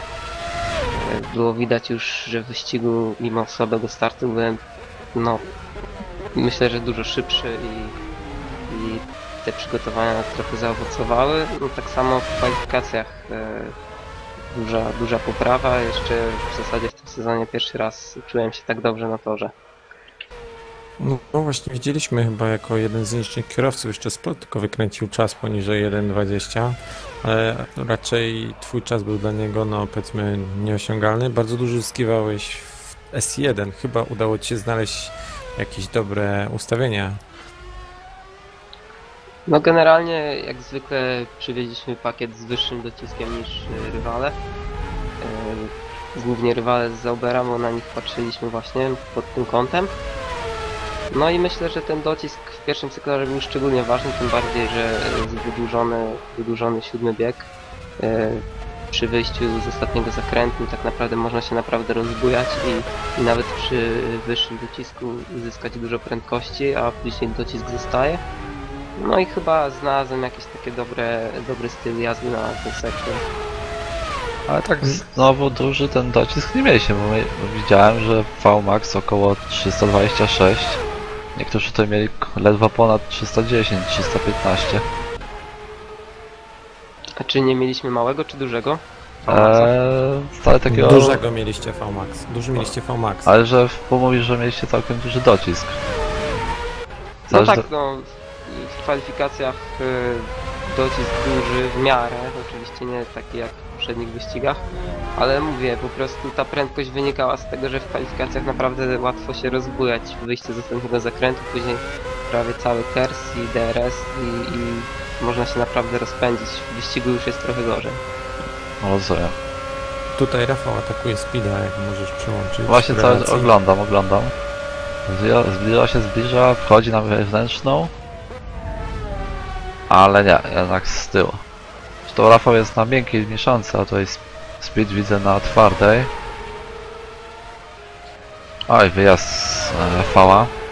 Zresztą Powiedz nam, bo mieliście 3 tygodnie przerwy, czy testowaliście też jakieś inne ustawienia na inne tory, czy raczej wykorzystaliście na dobre przygotowanie tutaj na Barcelonie? Nie mieliśmy tyle czasu, żeby się przygotować na kolejne wyścigi. Myślę, że tyle ile czasu znalazłem w ciągu tych 3 tygodni, tak naprawdę to w ostatnim tygodniu się zaczęliśmy przygotowywać. No parę godzin było spędzonych, więc naprawdę wielka szkoda tego wyniku i teraz jak to zwykle bywa po takich no, bardzo nieudanych, tym bardziej nie z własnej winy wyścigach, to po prostu no ciężko mi jest tak naprawdę patrzeć teraz w przyszłość, bo w Monako, co prawda Monako lubię, ale w Hiszpanii zawsze czułem się mocny i naprawdę bardzo mi szkoda, bo naprawdę, no będę szczery, no myślę, że mogłem tutaj nawet wygrać, bo tempo miałem świetne. Znaczy to nikt nie neguje tego, że mogłeś wygrać, bo widzieliśmy atakowałeś Splota i było chyba krążenie, nie pamiętam które, gdzie przyjęliście pół okrążenia to White. Splot no niestety tam troszkę popełnił błąd i wyjechał na trawę, nie wiem czy oglądałeś repa i postawiło mu bolid i byłeś z boku i niestety tak to się skończyło, a po cichu tutaj wymieniliśmy Cię w gronie faworyta do zwycięstwa w tym wyścigu. Faktycznie oglądałem gameplay i widziałem jak to wyglądało, to był no, straszny błąd już na tym poziomie, bo myślę, że to poprzednie, czy 2 okrążenia wcześniej, to naprawdę walka była świetna.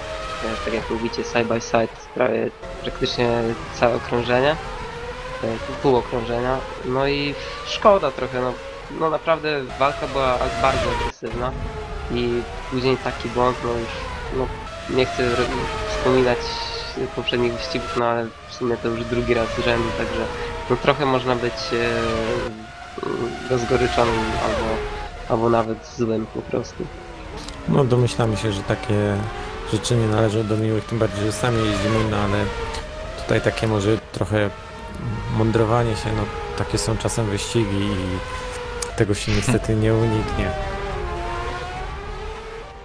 No właśnie, bo jednak dzisiejszy wyścig to festiwal karamboli, bo widzieliśmy już na początku coś się działo i później na T1 no niestety zabrakło komuś chłodnej głowy, nie wiem kto tam tak nabroił, no ale no niestety. Znaczy wiecie, no ja nie chcę się tutaj mądrować, tylko po prostu tak z mojej perspektywy to wygląda, że 2 wyścigi i te punkty uciekają już strasznie, teraz jeszcze jeśli Splot wygra, no to już naprawdę będę bardzo daleko i jakieś próby gonienia go w przeciągu całego sezonu będą po prostu trudne. Zdajemy sobie sprawę, że no niestety, ale taka jest, a nie inna punktacja i będzie ciężko, ale pamiętaj, że sezon jest długi, może się zdarzyć, że Splotowi, nie wiem, nie daj Boże, niczego mu nie życzę, ktoś popsuje wyścig albo będzie miał jakieś inne problemy, także trzeba walczyć do końca. Dwie sprawy, widzę, że remiza mi znika, nie wiem czy ma connection loss czy lagi. A druga sprawa, tutaj właśnie na czacie są zapytania, dlaczego na Formation Lab pojechałeś innym torem, w ogóle poza torem. To do mnie pytanie? Tak, bo prowadziłeś stawkę. Wydaje mi się, że się zagapiłem zupełnie po prostu. Ja wiem o co chodzi. Chodzi o trzeci sektor, gdzie pojechałem tą starą częścią toru, czyli kółkiem. I to tylko dlatego, że już byłem po raz kolejny zły z tego powodu, że po prostu zawodnicy widziałem na pasku, że bardzo dziwnie dołączali. Widziałem na ostatniej pozycji zawodnika numer 3, także no już po raz kolejny naprawdę musiałem bardzo patrzeć na to, ponieważ bałem się znowu, że na starcie silnik mi się zagrzeje, także zagapiłem się, patrzę, jestem na tym łuku, no trudno, no mam nadzieję, że nie będzie z tego żadnych konsekwencji powyścigowych. Ja tutaj się kar domagałem, ale takich kar słownych, reprymend bardziej niż jakichkolwiek innych kar. Myślę, że administracja podejdzie do tego tak samo, że po prostu pouczy i na tym się skończy. No właśnie, bo to nie było takie pytanie, bo no, tam niektórzy z tyłu nie wiedzieli jak się zachować, no i mogło dojść do kolizji, jak ktoś by, nie wiem, bardziej w hebel wcisnął i by były jakieś no, nieprzyjemne sytuacje, no ale akurat tam się bez tego obyło. Przyznaję się, to jest mój błąd tylko i wyłącznie, po prostu zagapiłem się na ten pasek zawodników, To okej, no to już wiadomo. którzy bardzo po prostu tak chaotycznie dołączali i to dlatego. No to widzę, Remiza już wznowił wyścig, nie wiem, chyba miał jednak problemy z łączem. Powiedz, wiesz może coś na ten temat? On ma chyba uszkodzony bolid. Jeśli chodzi o łącze, to Remiza zawsze miał problemy z tym. Bo mnie też tak trochę znikał, gdzieś po trawie jeździł, tak wyglądało jakby miał dość mocno uszkodzony bolid. Teraz przepuszcza, ale wyspinował, no. Więc chyba jednak rzeczywiście uszkodzenia są.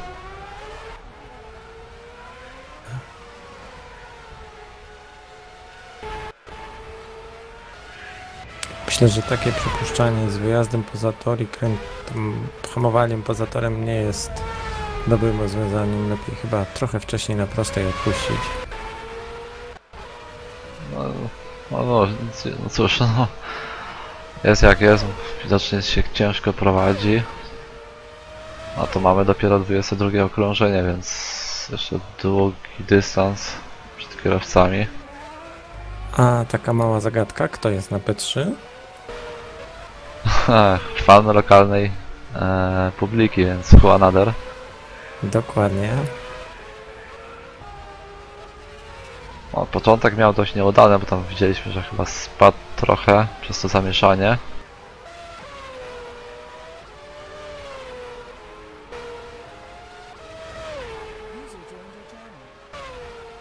Myślę, że tutaj Luke za chwilę będzie atakował Rafała, bo Luke jest na 5. pozycji.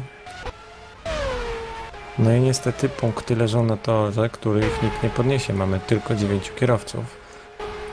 No rzeczywiście Wangry już odpadł, więc jeden punkcik już przepadł. Oj, O, dobrze. Luke jak skacze tam tutaj po kerwach, to by było normalnie urwane koła w Rillo. Colin, możesz powiedzieć, co się stało, bo chyba jako ostatni kierowca, który mógł zapunktować, że tak powiem brzydko za free, niestety nie ukończysz tego wyścigu. No nie udało się i kolega Remiza przewalił mi z tyłu i zaraz musiałem zjechać do boksu. Ciężko było w ogóle tam dojechać, jednak się udało. No i nie wiem, no później już jakoś tam się jechało, ale błąd i zahaczyłem tarkę i pociągnął mnie na piasek i poleciałem w bandę. Koniec wyścigu niestety. No to widziałem tam twój kontakt z kolegą Remizą, tam chyba było dohamowanie po tej pierwszej prostej strefie DRS i jego troszkę postawiło bokiem niestety i uderzył w ciebie. No dokładnie tak było jak mówisz. Nie opanował prędkości chyba. Jaką miał w strefie DRS-u. Ale no wyścig mógł się ułożyć bardzo dobrze mimo to dla ciebie, no niestety. A możesz nam powiedzieć coś o swoich przygotowaniach do wyścigu? No właśnie, ich było niestety bardzo mało, bo czas nie pozwolił na to. No i cóż, no bardzo mało przejechanych kilometrów. Setup też nie do końca ustawiony pod mnie i pod moje auto i no i cóż, no i tak to właśnie się kończy, jeżeli się nie trenuje.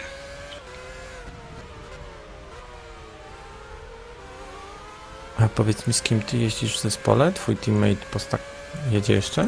No właśnie, kolega Chicken nie meldował się znowu, także niestety będę musiał mu podziękować za współpracę. Także no zwalnia się chyba miejsce w Red Bull. Kolega prawy tam się do mnie dopytywał i no i chyba jednak zdecyduje się na właśnie kolegę prawego. On właśnie dzisiejszy wyścig jedzie w barwach Williamsa, czyli będzie możliwość, żeby już znowu Tak, zmienić? tak, to znaczy on jedzie jako ten dołączający kierowca, zwany testowy, który jedzie wybranym bolidem bez żadnego teamu praktycznie, tak?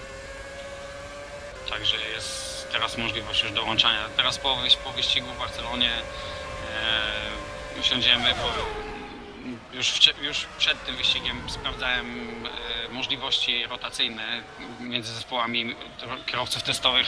Niestety obowiązuje taka zasada, że muszą być dwie nieusprawiedliwione jakby nieobecności, no i nie było takiej, także nie mogliśmy właśnie robić roszad tutaj w teamach, także po tym wyścigu już będzie możliwość jakby dołączania do zespołów tych kierowców, którzy jeżdżą jako testowi.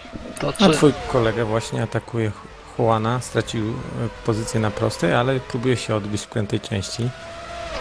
Colin, nie wiem czy to rzeczywiście niestety, ja bym powiedział, że to stety, bo no, jak ktoś no, nie traktuje ligi poważnie, no to wypadł. Dokładnie. Tak to właśnie jest, że człowiek ufa ludziom, bo w sumie ja miałem propozycję od kolegi z Plota, który jest bardzo dobrym inżynierem i naprawdę było możliwość, kolega profesor też mi proponował jazdę w teamie. No ale jednak gdzieś tam sentymenty koleżeńskie przeważyły na tym, że kolega Chicken został u mnie w teamie, no i tak to właśnie bywa, że niestety, nie wiem, mówił mi ostatnio, że jeszcze przed właśnie tymi nieobecnościami usłyszałem, że miał jakieś tam problemy rodzinne, no ale to go nie tłumaczy z tego, że powinien się usprawiedliwić na stronie, jest forum, jest dział do tego, także nie ma problemu. Każdy ma jakąś tam komórkę czy dostęp do internetu, gdzie może wejść i sobie napisać. Nie byłoby problemu. Tak, jeżeli ktoś olewa, to niestety, ale muszę mu podziękować. No, rozumiemy, no, niestety jest jak jest. A tu widzimy... Luke atakował Rafała. A tak Splot wjechał, czy... Nie, to Luke jest, tak, Luke wjechał przed Rafałem, więc tutaj mamy kierowców, widzę, na twardej mieszance. Tutaj zapowiada się ciekawa walka, to już jest walka o P4. Tutaj Luke zamknął drzwi Rafałowi tuż przed nosem. Ale zaraz zbliżą się do tej pierwszej strefy DRS. Pytanie, jak tam będzie? Widzimy bardzo blisko. Będzie okazja. Chociaż trochę odjechał, lepsze miał wyjście, bo wiadomo, że niebezpiecznie jest siedzieć komuś na skrzydle w takich szybkich zakrętach.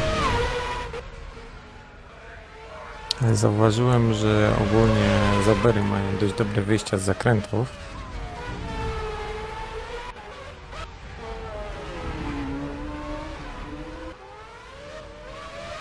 I postawił Rafała, ale teraz będzie szansa do ataku. Pytanie, czy będzie miał na tyle prędkości.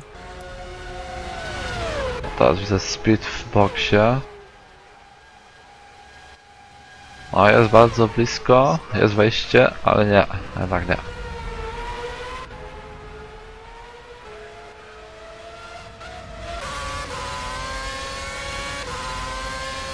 To trochę wyjazd. Ale dwa koła chyba były cały czas na torze. Nie no, tutaj to tak się od linijki nie mierzy. Przynajmniej więc... No, zobaczymy, próba, nie. Luka nie dostała miejsca.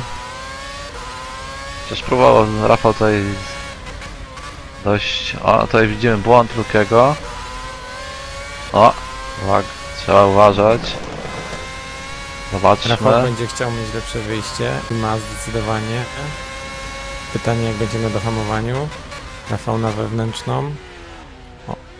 No trochę kontakt. O, zarzuciło Lukiego. No ja, Luka tutaj dość nerwowo, widać było, popełnił błąd i Rafał to wykorzystał. No a to woda na młyn dla Juanandera, który jest drugi. Przepraszam, trzeci. Niewiele za prawem. Teraz Luke będzie mógł się odgryźć Rafałowi na prostej. Widać zdecydowanie lepsza prędkość. Wchodzi na wewnętrzną. Ale chyba przestrzelił. Ale Rafał nie będzie mógł z tego skorzystać. No jest po zewnętrznej, ale chyba odpuści, żeby lepsze mieć wyjście. Nie, jednak. Daje lukę, lepiej wyszedł. Ale jest kolejna próba. No Luke tutaj bardzo agresywnie się broni. Skąd my to znamy? Ogólnie Luke jest kierowcą o usposobieniu dość agresywnej jazdy. Znowu zblokowane koła, tutaj widzimy kolejny błąd.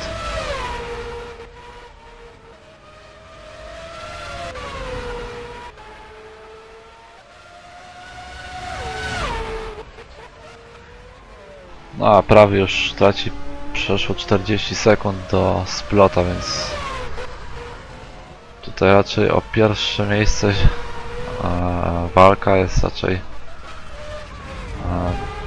no, rozwiązana. No, co tu dużo mówić. Splot rozwiązał walkę przed T1. Pytanie, czy Rafał da radę zaatakować, bo Zaubery są bardzo szybkie. Próba od zewnętrznej. Jest już całym bolidem z przodu. No i jest, udany atak. I właśnie Rafał teraz uważa, żeby...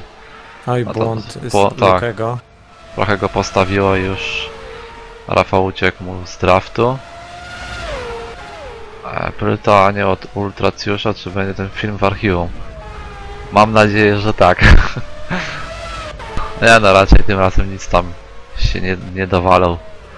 I raczej nie powinni to już zablokować, czy coś.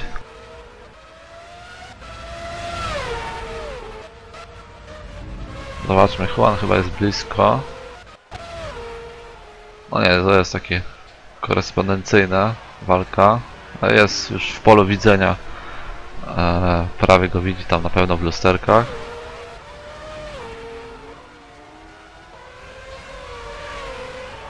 Pytanie zostaną Ponora Zoto, który kiedy był w picie. Prawy ma przed sobą remizę, który troszkę go spowolnił, na czym skorzystał Juan. Jeśli widzimy, że już coraz bliżej jest Juan. Tutaj jeszcze DRS będzie miał chyba. A nie, bo do dublowanych to się nie liczy. Pytanie, jak zachowa się remiza, powinien chyba raczej No już właśnie. odpuścić. Oj, oj, oj, i Juan nie... Oj, Juan kończy wyścig. No Remiza to się fatalnie zachował. Wydaje mi się, że remiza chciał go puścić i odpuścił gaz i zamiast jechać swoją linią, to zjechał do wewnętrznej. Nie, bo on już chciał sobie wrócić na bestline, no i no, to jest fatalne zachowanie. Puszcza się kierowców już na prostej, a nie gdzieś pod koniec i się później rozmyśla, czy jednak wrócić na bestline, czy nie. No, pięknie, co zrobił. No dzisiejszy wyścig jest raczej festiwalem, jak nie jeździć, no bo to co widzimy, no to co na pierwszym okrążeniu i później, no to... Myślę, że lokalni kibice nie wypuszczą tutaj remizy z toru. No, będzie ciężko na Monako się dostać.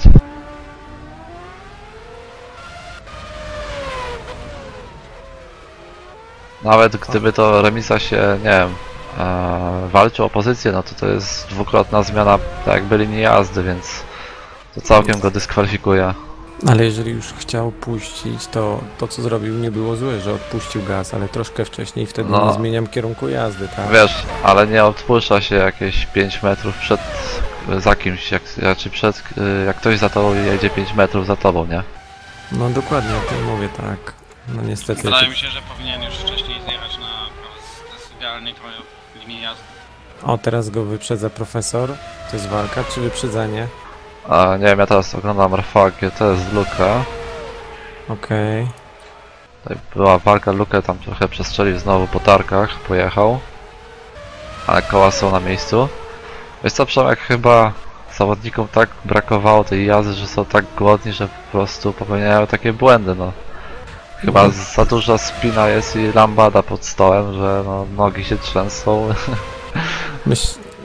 Myślę, że możesz mieć trochę racji, że te 3 tygodnie zapomnieli, troszkę nerwy, troszkę każdy chce się pokazać, bo pewnie trenował.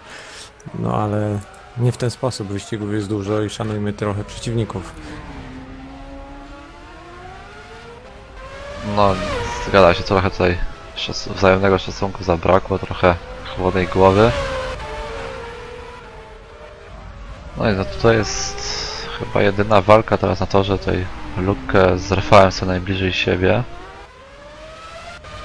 No i zostało nam już tylko 8 kierowców. No, jak tutaj jest 8, to co to będzie na Monako? Myślę, że tutaj jest to, o czym rozmawialiśmy. Jechać dobrą konsystencją, a będą dobre punkty, tak? To, co ktoś pytał, czy porady dla nowych kierowców. No tak, no właśnie, żeby jechać swoje, a nie tam wdawać się w niepotrzebną walkę. Realizować swoją założoną taktykę przed wyścigiem. Tutaj ładna walka znowu Laszkiewicza, Lukę z Rafałem. Zgadza się, właśnie cały czas to obserwujemy. A Rafał tutaj bardzo umiejętnie się broni. Myślę, że Luke jest troszkę szybszy na prostych, ale jego bolid jest troszkę bardziej nerwowy na wyjściach. Często Luke zbyt mocno dodaje gazu i widać, jak mu ucieka w przód. Teraz chyba będzie atak. Chociaż wydaje mi się, że Luke chyba później był w pit stopie. Chociaż mogę się mylić, chociaż chyba, że w tym samym czasie, nie pamiętam już. No, zobaczmy tu White cały czas. Jest ciasno, ale zobaczmy. Chyba Luke będzie górą. Cały czas tu White. No, nie, ale jednak Rafał poczeka na strefę DRS. Oj, chyba go podbiło, chyba Tak, już tak. nie da rady. Próbował mieć jak najlepsze wyjście z tej szykany i tam za bardzo wyprostował te szykany.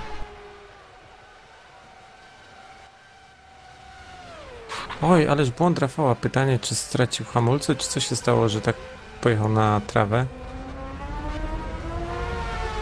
Ale hamulce już za w 33 okrążenie, no to Ale bardzo dziwne zachowanie, prawdopodobnie jakiś problem ze sprzętem, bo nagle Rafała ściągnęło na trawę.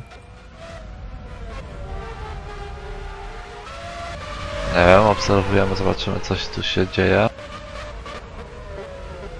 Dochodzi go speed. Chyba jednorazowy błąd, więc... Ale zgadza się, speed już jest tuż za nim. Myślę, że Rafał może mieć uszkodzony bolid, bo dotknął tam dość mocno ściany, bandy.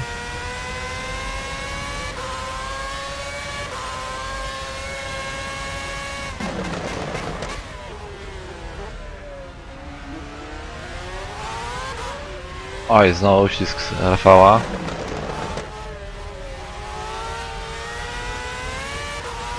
Tak, dużo nerwowo się tył zachowuje w jego bolidzie.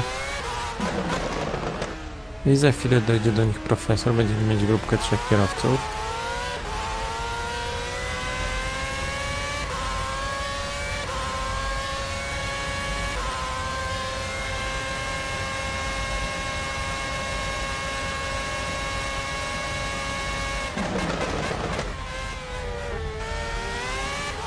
Speed trochę zblokował koło, ale nadal niewiele traci. Nie wiem czemu Speed nie używał na końcu prostej, znaczy w strefie DRS-u tego skrzydła.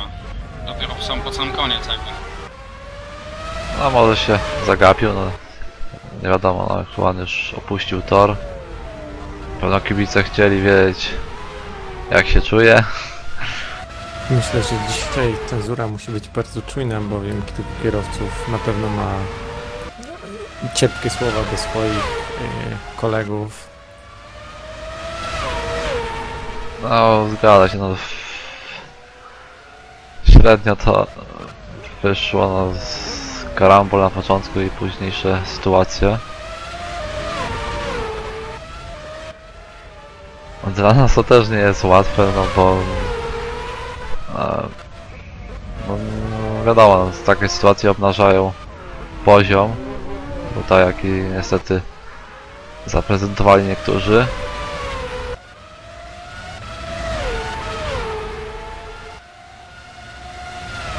Ale wiadomo, no, nikt się lepiej nie nauczy, jeżeli na własnych błędach, jeżeli własnych błędów nie popełni.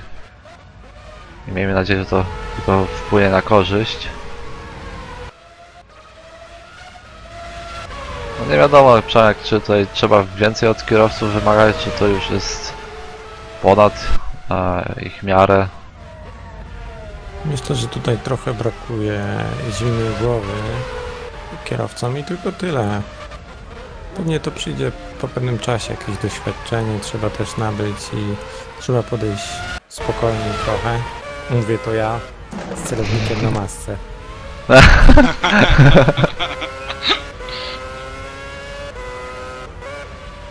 No ale wiadomo, wyścigi, adrenalina, emocje, każdy tutaj chce osiągnąć jak najlepszy wynik. Dokładnie, każdy ma inny poziom, czy inne granice, tak, wytrzymałości gdzieś tam i chyba różne sytuacje się zdarzają w wyścigach i czasem piętnuje się to, jedno dokłada się do drugiego i człowiek po prostu nie ogarnia później. No, tak czasem się zdarza w wyścigach, no każdy musi popatrzeć na swoje błędy i wyciągnąć z nich wnioski i starać się poprawić. No, czasem tak jest, każdy popełnia błędy, jesteśmy tylko ludźmi. Dokładnie, dokładnie.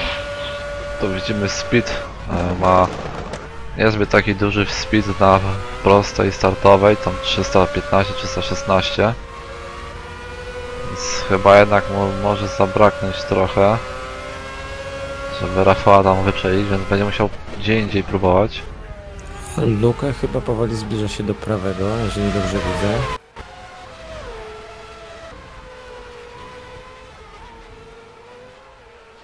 No tu błąd trochę Lukego. No ale jakby nie było, mamy praktycznie trzech kierowców, którzy byli w barwach, albo są, no bo mam na myśli prawego. Reprezentowali barwy Zaubera. Więc widać, że Zauber mocno obstawiony kierowcami.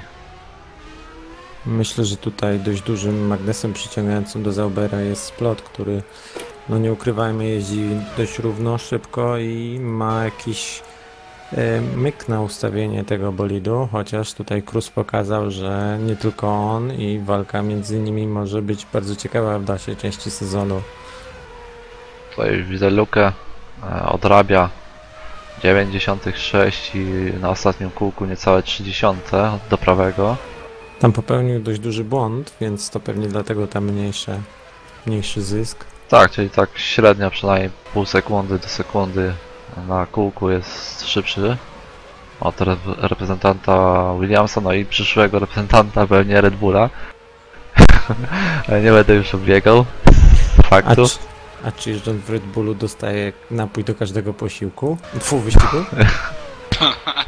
Dostaje frytki i kole i Red Bulla. No to kurde full wypas, no to ja bym tam przeszedł.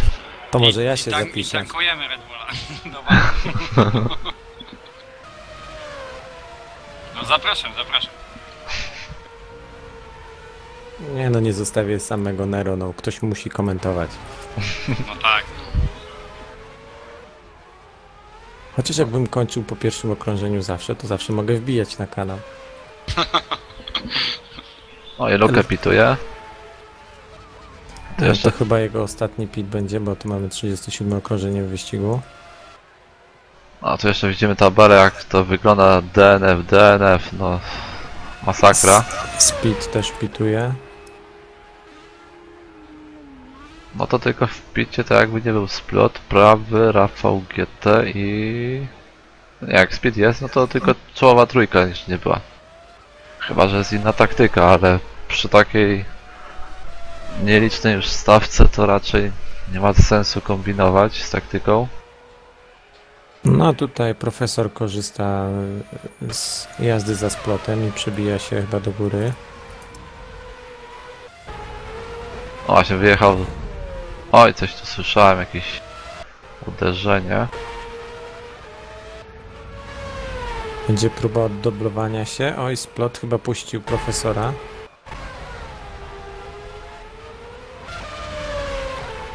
Pozwolił mu się oddublować. Pytanie tylko, jak szybko pojawi się profesorowi niebieska flaga.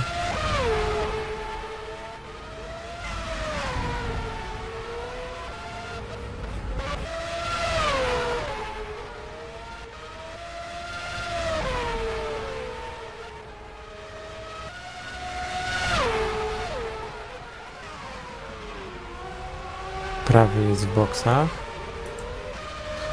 Rafał GT właśnie go wyprzedza. Luke spin na ostatnim zakręcie. Na szykanie, na wyjściu. No to dzięki temu chyba prawy przyjedzie przed nim. Oj, będzie walka na T1. A nie, jest daleko, więc na pewno już wyjedzie, ale będzie blisko niego. Obydwaj mają mniej więcej te same opony. Luke ma jeden lap, tylko starsze chyba, tak? Tylko że Luke na hardach wyjechał, więc tutaj chyba jest w gorszym położeniu, chociaż tak jak słyszeliśmy od Splota, no, lepiej się czuje na hardach, więc nie jest wykluczone, że Luke też. A profesor najlepszy czas okrążenia. Splot też był w pitach, właśnie wyjeżdża.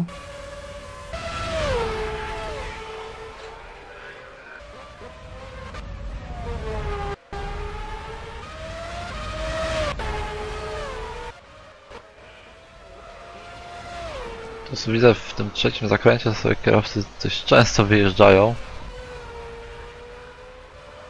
Ale mając taki docisk w porównaniu do tej rzeczywistej Formuły 1, to tam raz, że nie ma tej trawy sztucznej, ale wiadomo, jest inny grip w tamtej części, że ich po prostu nie obraca. Prawy będzie za chwilę atakował Rafała.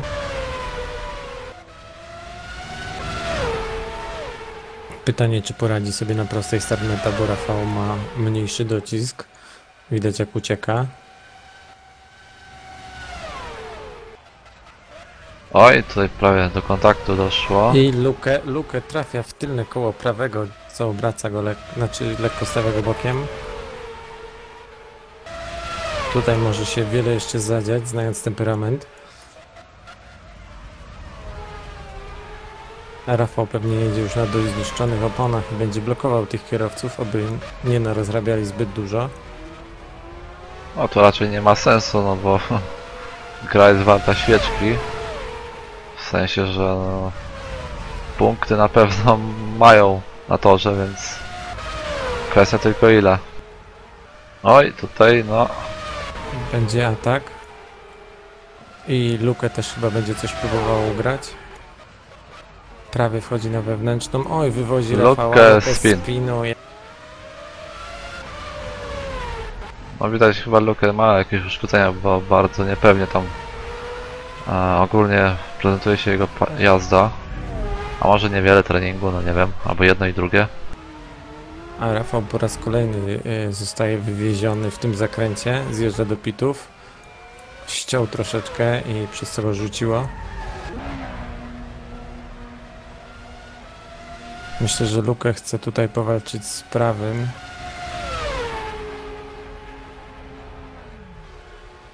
Zostało ile? 10 okrążeń i 7 sekund, tak? Więc jeżeli Luke odrabiał około 6,7, może na ostatnich okrążeniach dojść do prawego. Ale chyba profesor dogonił Luke i będzie się do niego przymierzał. A zgadza się. Ale to Speed już tam wyprzedził Rafała w boksach. Znaczy Rafał spadł za niego. Myślę, że Rafał jest dość mocno pobijany i chce dojechać do mety, bo wie, że punkty leżą na torze, wystarczy je podnieść.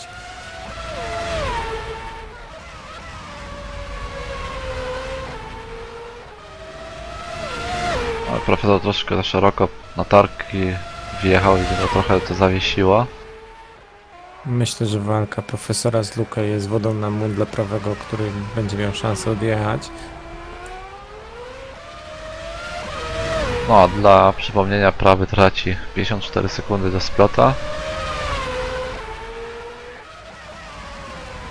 No i z tego co widać, to splot ma najlepszy czas wyścigu. 1:21.300.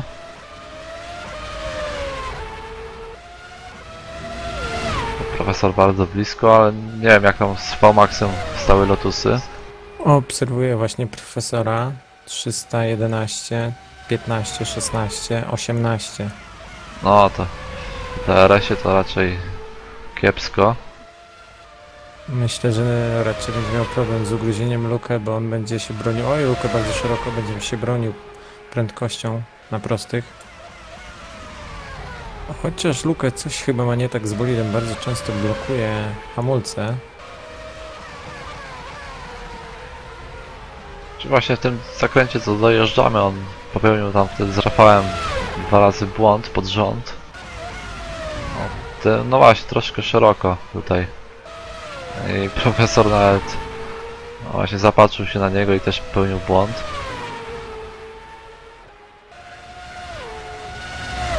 Remiza chyba będzie chciał się oddublować. Pytanie, czy pojedzie już spokojnie, czy będzie chciał jeszcze oddublowywać się na Rafale. A tutaj widzę, Juan właśnie na czacie też napisał odnośnie tego, że nie rozumie tej sytuacji z ignorowaniem niebieskiej flagi. Ale to nie nam rozstrzygać. Tutaj raczej administracja będzie miała pełne ręce roboty.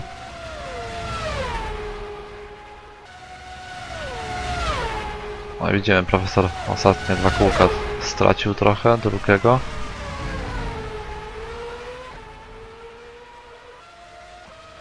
No a Rafał zaczyna gonić speeda, już niecałe 3 sekundy po tym pit stopie.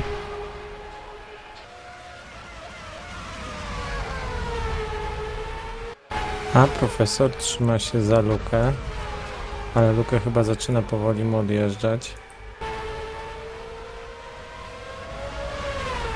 Tutaj dublowany Rafał GT.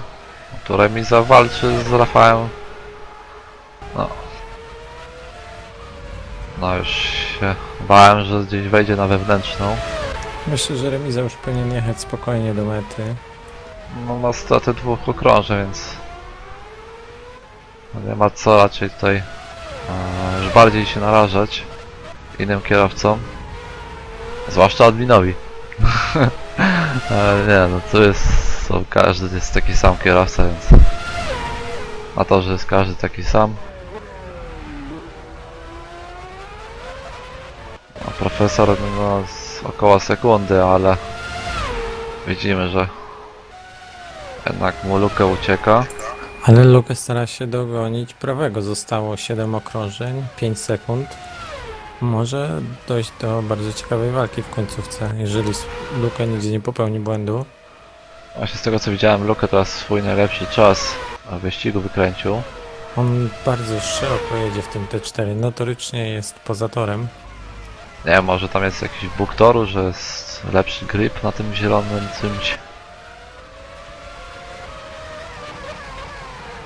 Ja pamiętam, że na Old Town Park, jak tam w F3 jeździliśmy, był taki zakręt, ale to wiadomo, to nie było tam innej nawierzchni, tylko była geometria taka toru, że nie jeździliśmy tam przy kerbie, tylko tam właśnie po zewnętrznej, bo było trochę takie pod kątem i się kapnęliśmy. Było wyjście na prostej. Tak, i było lepsze wyjście i dlatego tak się jeździło, ale z tego co pamiętam był taki tor, jak to się nazywało, że po prostu trawa była betonowa i można było połową bolidu jechać poza torem i się jechało jak normalnie po torze.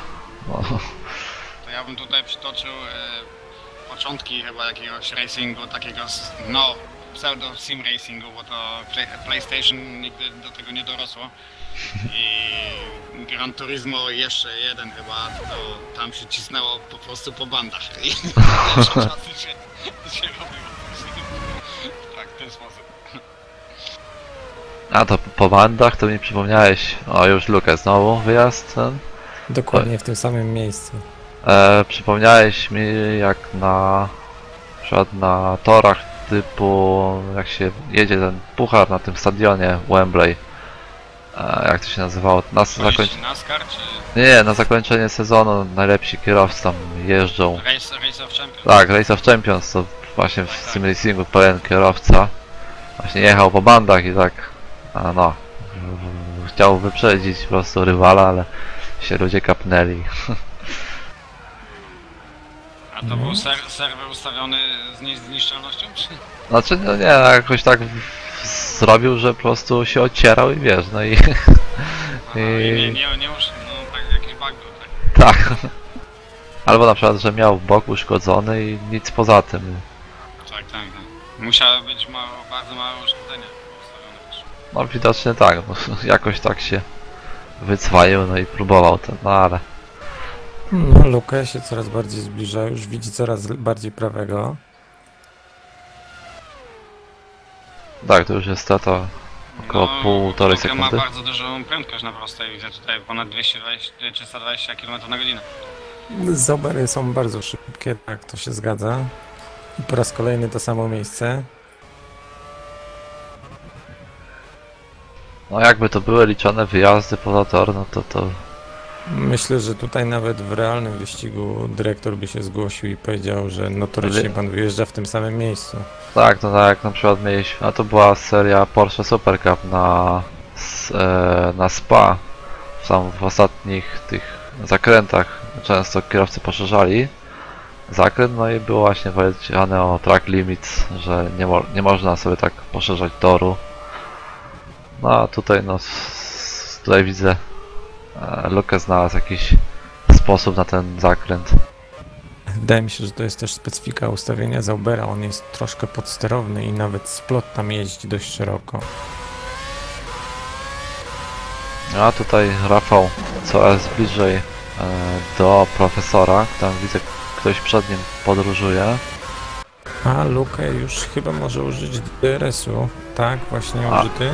A, słuchaj, tutaj profesor walczy ze Speedem o czwarte miejsce, więc... A Luke wchodzi na wewnętrzną, zblokował hamulce. Dość szeroko pojechał. Będzie walka, on tu jeździ dość szeroko, więc spokojnie mogą jechać. Prawy ma większe chyba skrzydła. Będzie znowu atak. A profesor wyszedł przed Speeda, więc Speed już spadł na 5. miejsce. A tu cały czas chłopaki walczą. Prawy przed Luke. Luke będzie się próbował wcisnąć. Jednak nie. Widać właśnie... Luke dostał ostrzeżenie, żeby nie wyjeżdżał od Charlie'ego Whitinga.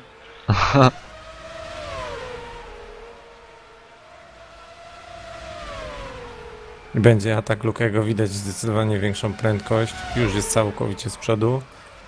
Ale na dohamowaniu prawy... Oj. Po raz kolejny taka sytuacja, że kierowcy się tutaj wywożą dość ostro. No i mamy Lukego na 2. miejscu, więc... Czyli Znowu doblet dla Zaubera? Chociaż znowu, no... Chyba tak.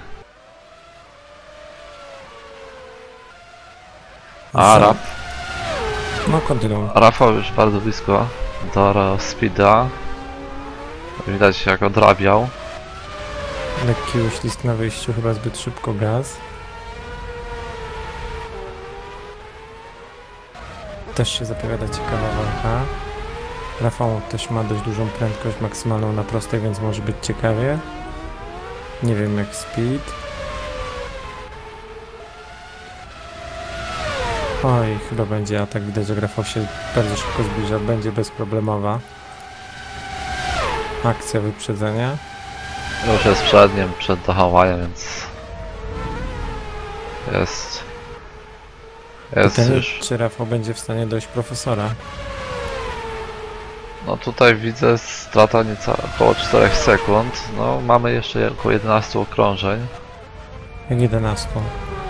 No. Mamy 48, a jedziemy 50. No mówię, 11 czy tam 12. A co? 2. A, 2! Sorry, ja widzę 39. To już mi się mieni w oczach, bo wczoraj na Juvenaliach byłem, no i wiesz, to tak trochę zmęczony, dzisiaj człowiek późno wstał. Ale fajny koncert był, to się fajnie bawiłem. A to czekaj, no to trzeba zobaczyć gdzie jest lider. No właśnie, Splot już jest w ostatnim sektorze.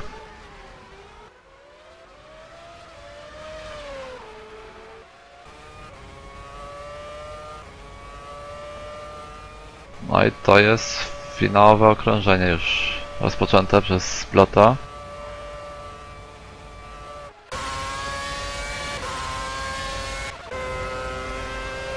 To tu już się chyba nic nie zmieni. Speed jest 6 i raczej nie zanosi się na to, żeby doganiał Rafała.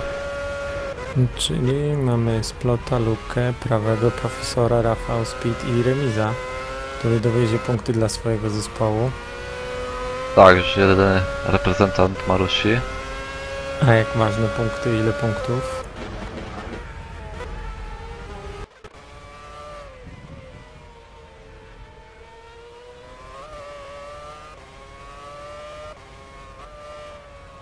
Niestety 11 kierowców nie dotarło do mety.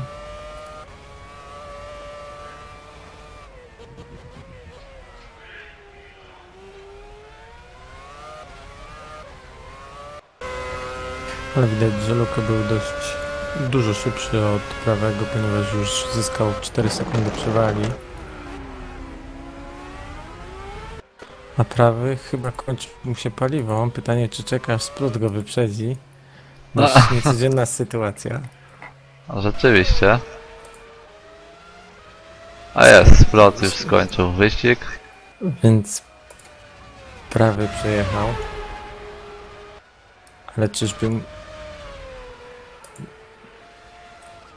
A, i stracił miejsce na rzecz profesora. Tak. No to się ładnie zagapił. Stracił podium na, można powiedzieć, na ostatnich metrach. No niestety. Remiza jeszcze musi dojechać i Luke. Myślę, że nie spodziewał się, że... albo nie widział, gdzie jest ten profesor. Luke będzie dublował remizę.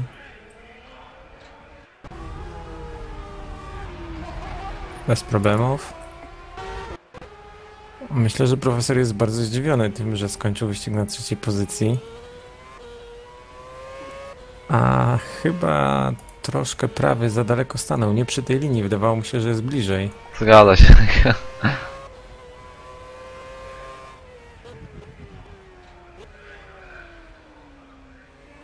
A swoją drogą dość dziwne zachowanie. Ciekawe, jakby było rozpatrzone w wyścigu.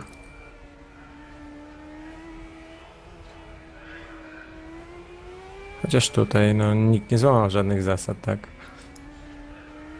No nie wiem, coś ciężko tutaj wyrokować, ale niemniej, nie więcej. Faktem jest, że Splot wygrał wyścig, no niestety, no początek i tam ta sytuacja z Cruzem, no tutaj no, niestety wydarzyła się jak się wydarzyła.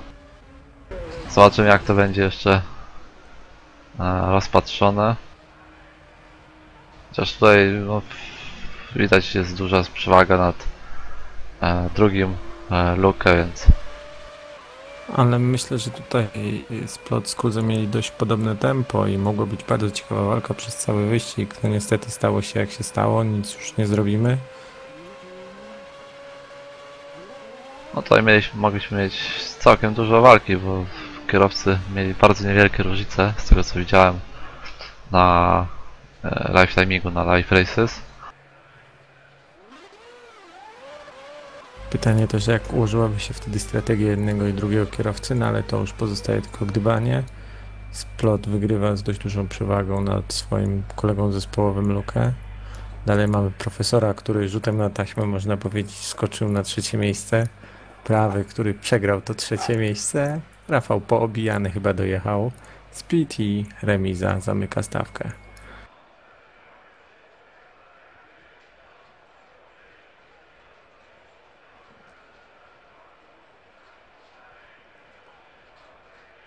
No właśnie codzienna 7 tylko kierowców, którzy zobaczyli flagę w szachownicę, no cóż, no, co tu powiedzieć. Szkoda, bo naprawdę no, tor był, charakterystyka toru sprawiała, że tak jak mówiłeś, że tutaj kompromis trzeba było znaleźć i niektórzy próbowali albo w jedną stronę zyskać, albo w drugą, czyli albo większe VMAX, albo lepsza przyczepność w szybkich zakrętach. A dzięki temu mieliśmy bardzo dużo akcji, ponieważ często kierowcy mieli podobne czasy, tylko że zyskiwali to w jednym, to w drugim sektorze. Tak, no to tak jak właśnie widzieliśmy, Cruz w pierwszym sektorze bardzo dużo zyskiwał, a tam już w innych trochę tracił, no i to sprawiało, że kierowcy mogli się tutaj bardzo dużo tasować między sobą. Tak jak zresztą widzieliśmy w dzisiejszym wyścigu, jak Red Bull, głównie Sebastian Vettel, dzięki wyjściu z tego szybkiego prawego potrafił zaatakować. No, takie trochę dive bomb w jego wykonaniach było, ale skuteczne. No, na tej tylnej prostej niejako to mu pozwalało, żeby schować się w tunel aerodynamiczny i skutecznie zaatakować. No i za to czekamy na kierowców. Postaramy się przeprowadzić wywiady z tymi, którzy się pojawią.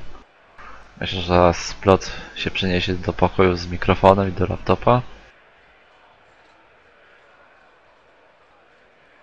Szkoda tylko, że aż tylu kierowców nie dojechało. Myślę, że to jest spowodowane tą długą przerwą. Zwykle tak jest, że ten pierwszy wyścig po przerwie jest taki trochę nerwowy, a potem kierowcy już przypominają sobie, jak się powinni zachowywać na torze i jeździć, więc w następnym wyścigu myślę, że będzie już zdecydowanie lepiej.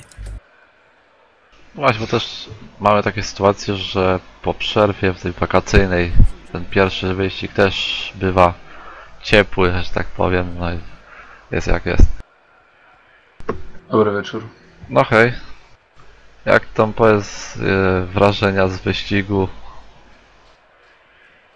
Sprawca największej niespodzianki.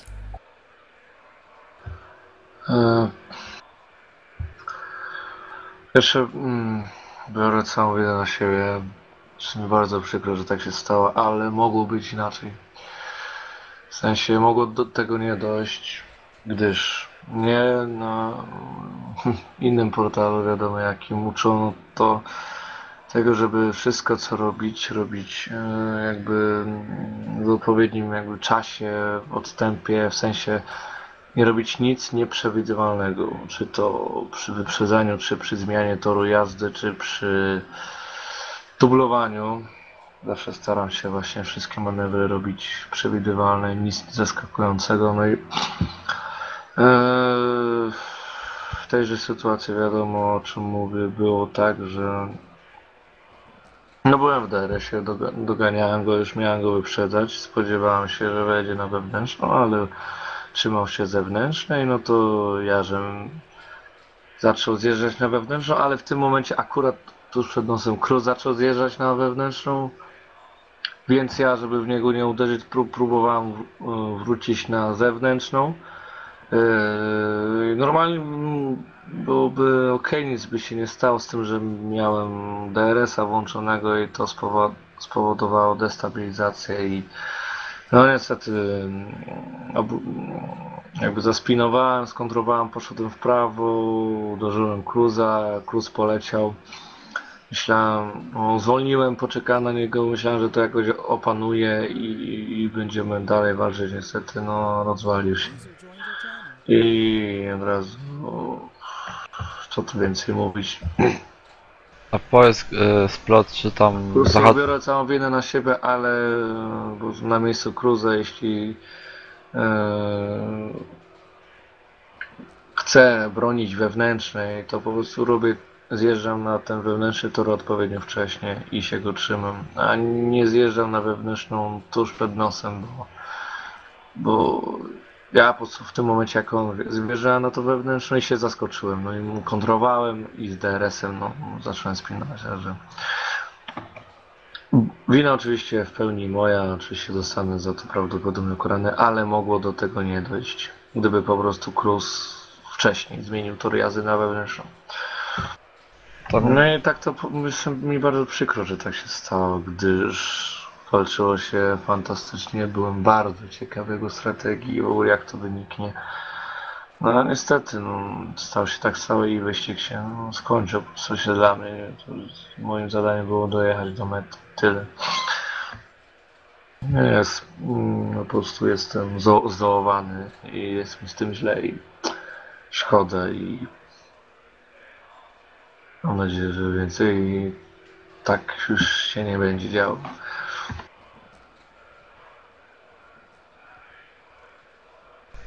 Powiedz Splot, czy tam czasem czy ten spin nie był nie wiem, wynikiem tego, że zahaczyłeś o trawę, bo tam mieliśmy też takie domniemania, że bo byliście po tej zewnętrznej, czyli tak jakby na bestline, no i byliście blisko i czy czasem nie zahaczyłeś o tą trawę, czy to jednak przez ten DRS, tak jak mówisz.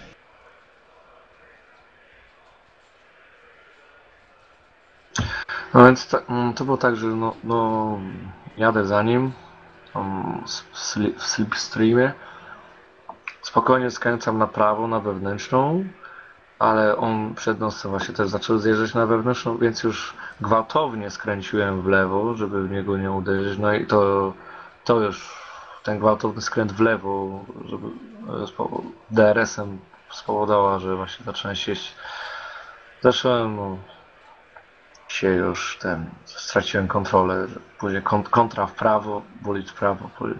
No tak to wyglądało z mojej strony. Może i tą trawę zahaczyłem, nie wiem, no ale przyczyną tego było, że właśnie ten gwałtowny skręt w lewo z DRS-em, żeby w niego nie uderzyć. A nie byłoby tego, gdyby Cruz wcześniej zmienił tor jazdy, a nie tuż przed nosem. No rozumiem. No jest tu, widzę, profesor chyba będzie próbował wbić na kanał. I jeśli jest Cruz, bo pewnie już się wypowiadał, ale oczywiście nie słyszałem. Jak to było z twojej strony?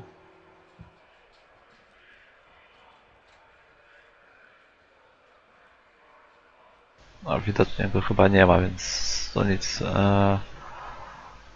Kto tu jest? Widzę Rafał GT. Rafał, jesteś? Tak, jestem, witam. No cześć. No to nic, przejdźmy do ciebie, póki chyba Cruza nie ma. Powiedz, jak tam wyścig ci się ułożył, bo oglądaliśmy. Ja widziałem, tam miałeś po wyjeździe z pit stopu błąd, ale ogólnie później już dużo walki bodaj z Mentosem i jeszcze tutaj pod koniec. No tak, cały wyścig, było dużo walki na torze, ale nie tylko, była też walka z komputerem. Tam właśnie po wyjeździe z boksów na prostej jechałem za Łukaszem i nagle zwiechał R-Faktora na jakieś 2 sekundy. Słyszałem już tylko w głośnikach pęd powietrza, silnika nie słyszałem, nic więcej nie słyszałem. Po pół okrążenia dalej nagle wszystko zgasło, znaczy dźwięk, nic kompletnie nie słyszałem. Gra delikatnie mi się przecinała. No potem tej potem jak się gra zawiesiła, to uderzyłem w bandę i miałem już uszkodzenia dosyć takie poważne. No i jakoś tam jechałem, ale powiem szczerze, że jazda bez dźwięku jest po prostu katorgą. Patrzyłem cały czas starałem się patrzeć oczywiście na wyświetlacze, kiedy zmieniać biegi. No niestety raz chyba popełniłem błąd, zrzuciłem do 1, ponieważ no nie słyszałem i obróciło mnie, straciłem tam 2 pozycje. No mogłoby być o wiele lepiej, ale no nie jestem w ogóle zadowolony z tego wyścigu dzisiejszego. No ogólnie... No Przemek, daj. Widziałem, Rafał, że tam miałeś dużo wymiany lakieru, dość mocno walczyłeś z różnymi kierowcami, ale chyba wszystko było tam w ramach, powiedzmy, przepisów.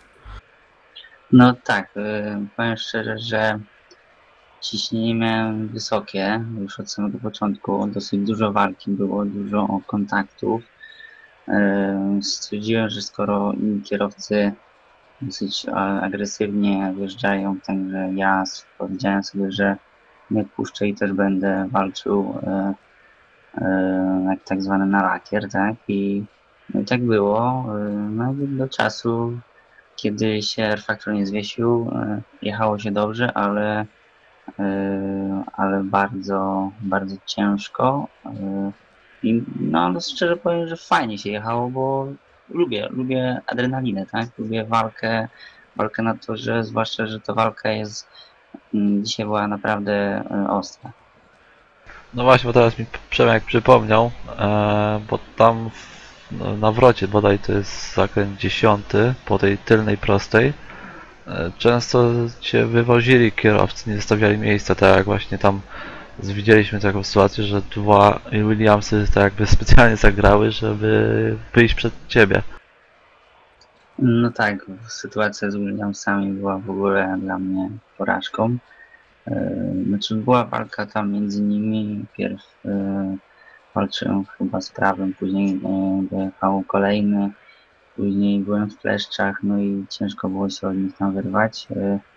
Miałem jakieś problemy, nie wiem czemu, z oponami. Strasznie dziwnie się mi jechało w wyścigu w porównaniu do kwalifikacji. Wiem, że tu jest pełny bak, ale na testach było to całkiem inna jazda. No i pierwsze okrążenia no, nie były takie, jakie bym chciał.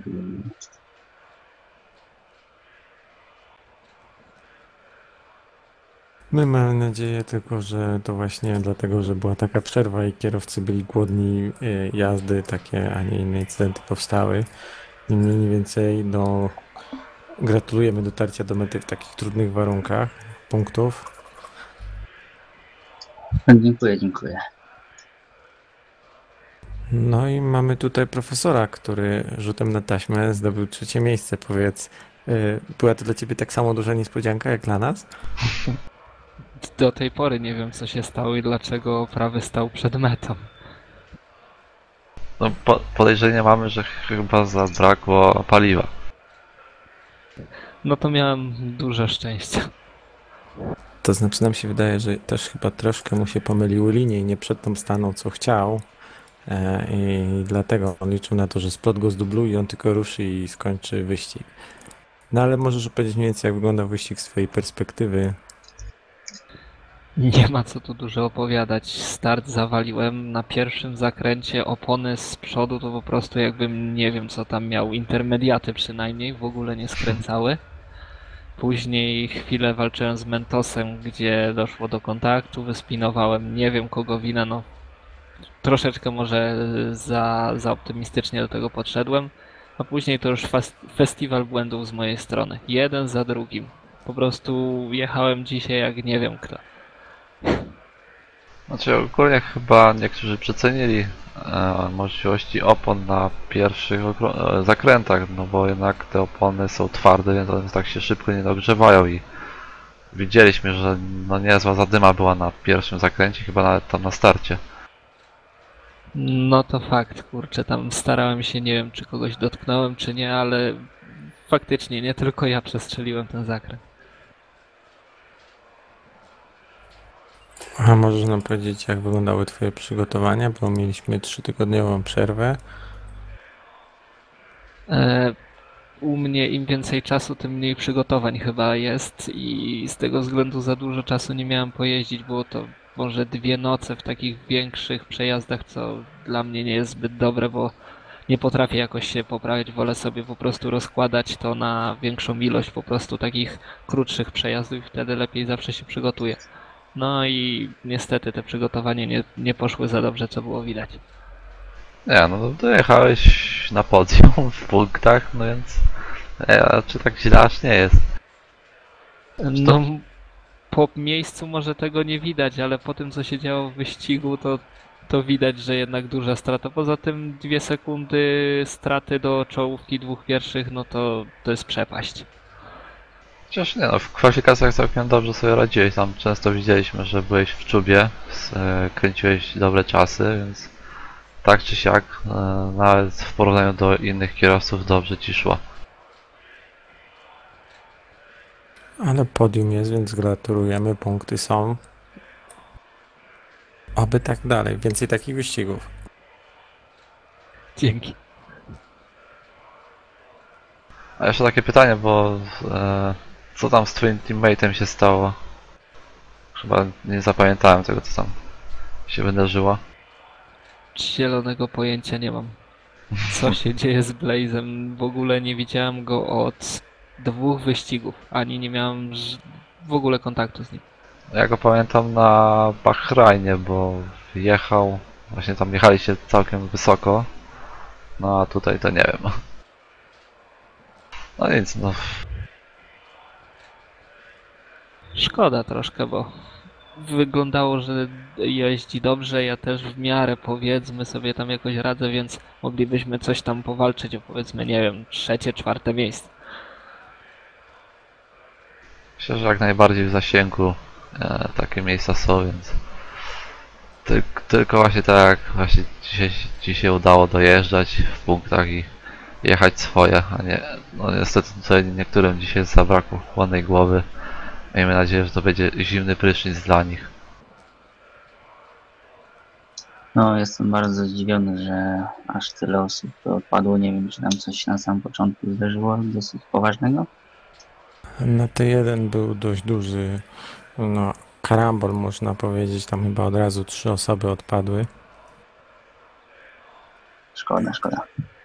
No i potem z czasem to właśnie takie różne dziwne raczej kontakty, czy w ataka, ktoś atakował, ktoś przestrzelił, atak, no i tak różnie. Myślę, że to zbyt długa przerwa spowodowała, że kierowcy zapomnieli o odruchach obronnych. No, kolejny wyścig mamy już chyba za 2 tygodnie, także myślę, że będzie lepiej. Gdzie jest następny wyścig? Monako chyba, czy Kanada? Chyba Monako. Monako, bo już zaraz sobie przypomniałem. Trzeba będzie uważać. No więc właśnie tak się dziwiłem, że tutaj Hiszpania, a tutaj na Monako, no to przecież jeszcze większa odsiecz może być. Ale nie, no, miejmy nadzieję, że to właśnie dobrze to zadziała na niektóre osoby i... Może dobrze, że przed Monako taka rozwałka na Monako. O, na początku w T1 Fado uderza w Mastera i ziomal, nie wiem czy wystraszył się czy coś i też wypada z trasy. Takim chyba, albo nie wiem, coś miał źle ustawione hamulce, że go pociągło na lewą stronę na bandę, także tak to wyglądało w pierwszym zakręcie. Widziałem tam Next też przestrzelił przed Rafałem, wyjechał tam na lewą stronę poza tor, no a później to już się działo różnie. No właśnie, bo tutaj kwestia jest taka, że trzeba tą poprawkę wziąć na to, że raz, że opony nie są dogrzane, bo się raz, że stało na tych polach, a dwa, że też hamulce się chłodzą przez ten czas, no i to nic tutaj nie działa w optymalnych temperaturach. Trzeba no, całkiem inaczej jechać niż się przyjeżdża te kilkaset kółek, no powiedzmy. Ja chciałem jeszcze przeprosić wszystkich za okrążenie formujące. Zrobiłem tam małe zamieszanie, no ale na szczęście nikomu nic się nie stało.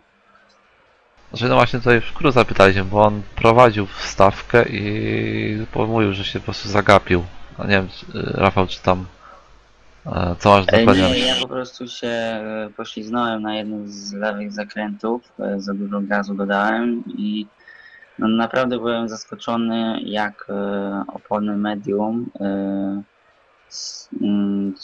trzymają się, a raczej nie trzymają się toru. Po prostu to była ślizgawka, dopóki się dobrze nie rozgrzały. Dokładnie, też to miałem. W tym samym zakręcie też mnie obróciło. Praktycznie nie dotykając gazu na lewym do góry w drugim sektorze. Dokładnie tam. Tak samo, widziałem Ciebie, także mówię, że nie trzymały w ogóle, nie? Dopiero przy odpowiedniej temperaturze zaczynały trzymać, ale jak były zimne, to jak na lodzie normalnie. To racja. Ja pierwszy tam wyspinowałem, było mi tak strasznie wstyd, ale później zobaczyłem kilka innych bolidów, więc już nie było tak źle. No właśnie oglądam, jak Remiza pierwszy poleciał. No to mi się właśnie przypomniało, profesor, jak tam jechałeś za lukę i on właśnie tam trochę, ogólnie lukę trochę w tym S2, właśnie w tym lewym prawym pod górkę trochę za późno dohamował i ty też to identycznie popełniłeś błąd jak on. Zamiast po prostu, żeby niejako wykorzystać sytuację, no to po prostu, ja też czasami coś takiego mam, że się zapatrzę na tego z przodu i też popełniam coś takiego, więc no zdarza się coś takiego. Za bardzo chciałem po prostu.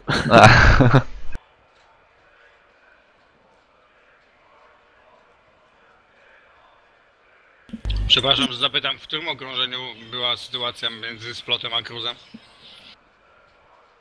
Bodajże 7 okrążenie, coś koło tego. Okej.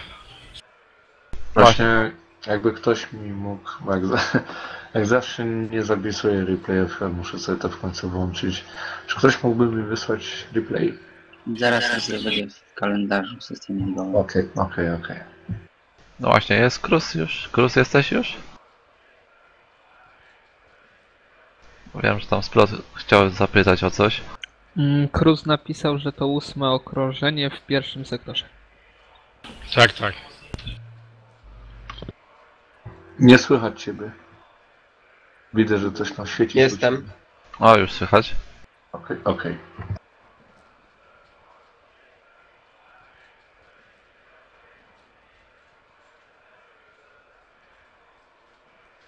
No tutaj jeszcze chyba jednak Juana nie Kto będzie chciał na, pytać? Juana nie będzie na tym TeamSpeaku, ale no właśnie z tego co pamiętam Splot miał, chyba że już się rozmyślił i... Aha, ja mam pytać jak no. No nie wiem. Bo myślałem, że nie był wywiad z nim przeprowadzany. To... Był. Znaczy no chyba, że coś jeszcze tam Cruz sobie przypomniał, bo chciał ochłonąć z tego co pamiętam, że nie na gorąco odpowiadać. Ja pamiętam, że coś chciałeś zapytać. W takim razie, czy Cruz, czy słyszałeś wywiad ze mną? Wtedy, jak z mojej strony to wyglądało po prostu, jak ja to opowiadam? No coś tam słyszałem, ale zdecydowanie z większością się nie zgadzam z jak to wyglądało z twojej perspektywy. To jak to wyglądało swoje? No z mojej, no przejeżdżałem przez 3. sektor bodajże. No i jechałem wtedy jeszcze na pierwsze miejsce, ale zdawałem sobie sprawę, że na prostej będzie atak. No i przygotowywałem sobie obronę. No i myślę, że w dobrym momencie zjechałem na wewnętrzną. Nie za szybko, nie za późno. Nie chciałem też sygnalizować przesadnie tam, że się będę bronił, ale na pewno miałeś spokojnie tyle czasu, żeby nawet z DRS-em się ustawić na zewnętrzną i po prostu później dostałem strzała w bok i zaprzepaszczone szanse na jakikolwiek wynik. No mi tutaj ciężko się wypowiadać, bo widzieliśmy tylko to na szybko, ja tutaj nie mam opcji replaya. Zresztą myślę, że to dopiero po wyścigu ja bym mógł. No nie wiem, ale jeżeli będzie to zgłoszone, no to na pewno to i administracja tam rozpatrzy. Dokładnie, nie chciałbym tutaj, żeby padały jakieś oskarżenia i tak dalej, po prostu komisja się zajmie po wyścigu na spokojnie, nie na szybko, to nie wolno tak. Nie no, tutaj tylko jest wymiana zdań, co tam jak właśnie tutaj Tak, punkt nie widzenia ma problemu. jednego i Mówię, drugiego. Ja oglądam akurat teraz ten replay i nie chciałbym się tutaj jakby wypowiadać, nie? Zostawię to między administracją, rozpatrzymy ten incydent i wydamy wyrok. Wyrok skazujący w zawiasach 3 lata i koniec. Nie no, ale... To znaczy no prosiłbym jakby o zgłoszenie incydentu, bo jakby bez tego gdzieś tam mamy zawiązane ręce. Tak, no bo to już pozostaje ku woli To nie jest jakiś tam w ramach, nie wiem, zemsty czy coś takiego, po prostu incydenty powinny być zgłaszane. Jako no incydent. tak, ja dokładnie wiem o co chodzi. Dokładnie, No przecież no. nie zgłaszam z tego powodu, żeby nie wiadomo jak tu się mścić czy coś. No, po dokładnie, prostu... dokładnie, no. I nie chciałbym, żeby ktoś tam to tak odbierał, nie, po prostu. Normalna sprawa, jest incydent, trzeba to zgłosić i komisja to rozpatruje, dostaje ktoś karę i tyle, i po sprawie. To tak czy siak, żeby Cruz, powiedz, bo widziałem, że mieliście ze Splotem porównywalny VMAX, powiedz, gdzie to tam można było urwać te pół sekundy? W S1.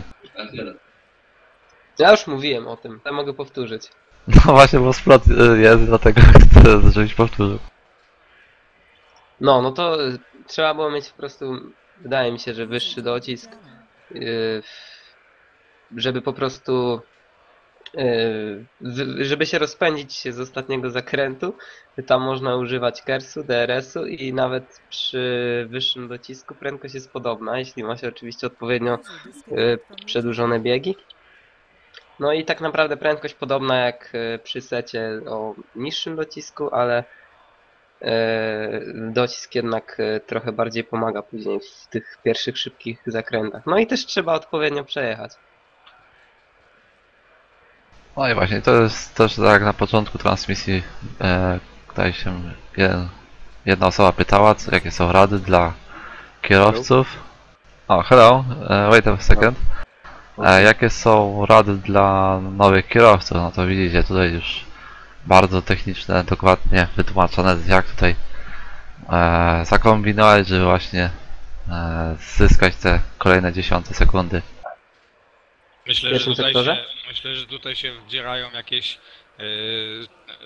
afery szpiegowskie. Tutaj. Ja, tak jak Cruz w tym sektorze, bo widzieliśmy, że jako nieliczny tam dużo zyskiwałeś nad innymi kierowcami. No to dobra, to powiem jak ja to przejeżdżam wtedy, już tam bez wnikania w to jaki VMAX, jaki docisk, no po prostu w pierwszym zakręcie staram się zahamować i od razu podczas hamowania już ustawiać się do zakrętu, czyli po prostu skręcać bardzo agresywnie, lekko dotykając tą tarkę, przy czym już od razu nastawić się na to, że tam będzie ślisko i od razu ustawić się do drugiego zakrętu, bardzo blisko trzeba tymi prawymi kołami przy linii białej, już tak naprawdę na granicy ścięcia zakrętu. No i dać się naprawdę mocno wywieźć na prawą stronę, pomimo tego, że kolejny zakręt jest też prawy, ale tam docisk pozwala pojechać flat out, czyli po prostu na pełnym gazie da się przejechać ten zakręt trzeci w tym sektorze, tak właśnie. Nawet będąc na tak jakby od wewnętrznej strony, przy czym mamy już tak jakby prędkość wnosimy w ten zakręt, czyli z tym nie ma problemu. A o jakim docisku mówimy? Nie wiem jaki to jest duży. Nie no, to nie jest tam żadna tajemnica, mogę powiedzieć, że miałem 17/21. Aha, czyli to jest duży, ja miałem 24/22. Czyli po prostu słabo jeżdżę. No to już tam wam pozostawiam do rozmyślenia, tu przejdźmy do gwiazdy, no tutejszej postaci. Domowy wyścig jechał, ale no niestety się nie powiodło. Juan, very bad luck for your home race in Spain. For me, this is not bad luck. Why? Because I think people with blue flag have to be more, how to say, clean. In my opinion.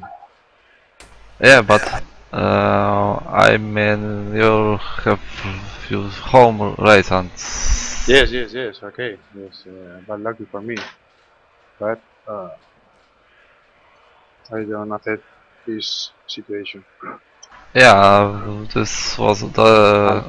And now for he only 20 seconds and I lose the third position. And in the next race, the same things. Maybe about I don't know, more not 20 seconds, but maybe more position on start. Yeah, because I lose my third position with a pilot with a blue flag. Do you understand? This for me is no, this crazy.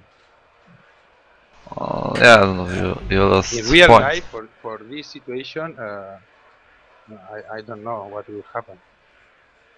Pilot with blue flag have to reduce, not to push. You know. I think he wants to lose less time and he wants to pass you before the first turn, and his mistake was that he reduce his acceleration and he go to the right side because he wants He to. never reduce acceleration. He go to the left side, to the right side, and I think, okay, I go to pass to the right side. He don't brake. He goes to the right side again, block me, and I think, okay, I go to the. Sorry, he goes to the left side again. I think, okay, I go to the right side, and he goes again to the right side. Accident. It's for me. It's not Maybe. okay. It's a blue flag. You understand? Yeah. These people is not fighting for nothing. I think he have one lap more of everybody and in 7th position. What he want to win? 1 second. I don't understand. Yeah, it was his huge mistake, and I understand you, but no. Well, that's racing. He make it bad. Is what Cruz says in the website that I don't drive all the weekend. I don't make 200 laps for in the race for one people. Disaster, you know. No. I understand. I understand the difference of a fight with Colin the last season, the last race. This is a fight, or Colin have a mistake because I make a spin. Yes. But this time he knows what he do because he blocked me in wild side and he blocked me in the other side, and don't break. You understand? No, this is not a mistake, and shit of this. Yes, he was on far position in the race. On purpose. He make on purpose. He don't want to overtake me. I would not say it was a purpose. I would say it is something stupid. Maybe Yes. he didn't know how he should react in this situation, and with Yes, this but purpose, I I would lose. say it's too low.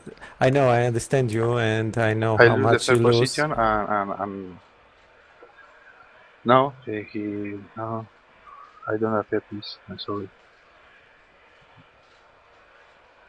Don't like to drive like this. Okay, no way. Yeah, next time. Okay. I think we make one mistake with Remisa because he have no 10 laps before start race. I don't know, but when I see in the live series races, he have complete 58 laps with race and with maybe with qualifying. So very sorry for you, Juan. No, yeah, but this is you are telling me that these men don't make only make 30 laps, okay? But when I start in this league, when I see blue flag, I brake more than now. Now I don't have to brake too much because I know when I have to brake. Then in the beginning, I go to the exit of the track. It's like Master. Master in the beginning, he goes to the floor, to the ground, you know, and you can pass very good. Yeah, better if he will pass you earlier on the exit of the turn, not in the middle, the straight. The better place to give pass. You only have to go to the right, brake a little, and the other go can. That's right. I don't understand Remisa because it's not maybe it's young man, but it's not young driver, and I don't understand his moving. Yes, all of this is more beautiful and what you want, but I lose my third position and points. You understand? Yes. and all the work that I make in this week. If I know for next race, I don't drive. you know. And I think we must back to the 2 or 3 years before when we have 30 laps to get access. It's not a question of laps. It's not a question of laps. It's a question of attitude, you know. If you are with blue flags, brake, man, brake, don't push, brake. Yeah. It's only this, yes. Okay, no way. Yeah, you have right. Bottlenecks like out of this, the race was interesting, very interesting today. Your home race. No, it was a good race today. I made fights and I enjoyed. Yes, but that was your home race. Yeah, I thought it. But if Juan, I tried to make subtitles to this relation, to this video. You can do it. I will try, but it's very long video. But I will try for you. Okay, thank you. Or you can speak in English. It's another thing. Well, you can speak in Polish and other men in English. Yeah, but really. Sometimes, you know. I will speak Polish. Nero, you will speak in English. Yes, sometimes, some things. But really bad and in very simple way. Okay. We were talking about you as example that you don't need to be very fast to be on the top 5 or top 3. You have to have a good clean race and have not a lot the situation like that you have and other drivers. Today a lot about 11 drivers have a DNF and only 7 guys can get to the end of the race. Yes, I know, only 6. But this don't make me happy. Okay. Better next luck on the Monaco. I have to see those. I support 0 points. I wish you will be there with us. I'm scared now in Monaco with blue flags. I don't try to pass anybody. It will be tough. Yeah. Okay. This video have about 3.5 hours, so maybe have to end this. And I wish to YouTube don't delay this. The China relation has been deleted from this web, and I can't do anything else. I use some video and they just permitted it. Sorry, but I don't understand. Sorry. Video from China was deleted from YouTube. Okay. From the China race. Yep. China race. My mistake. I tried to learn about that, and this relation from this video from Spain should be enabled now. Okej, to już powiemy trochę w bardziej lepszym pogańskim języku. Myślę, że już możemy zakończyć. Chyba, że ktoś ma jeszcze pytanie albo do Juana, albo do innych kierowców. Juan, you have... Jeszcze ja wbiję, nie chcecie tam rzeczy ze mną jeszcze pogadać, czy coś. A jeszcze Master jest, nie wiem czy tam... O. A, próbuję ten. No, A Luke wywiad robił? A, przyszedł? Jest. No jest właśnie, no jest. A, no to czekaj, bo mi się lista nie zgubiła trochę. To witamy, Luke. Sorki, Master, sorki, ale... Okay. Witam. No to witamy Luke i Mastera. Aha, jeszcze raz. To opowiedzcie jeszcze na szybko, co tam, jak wam wyścig minął. Master w sumie na wiele do powiadania nie ma, bo niestety tam... Co, ja się tylko trochę odniosę do Juana i powiem trochę po angielsku. Juan, I totally agree with you when it comes to blue flag, and I think administration has to do something about people and certain people that obviously not comply with the rules and regulations of this league. I mean, it's a disgraceful, and I understand your frustration about the Remisa ignoring the blue flag. It was blatant. I'm just watching the replay.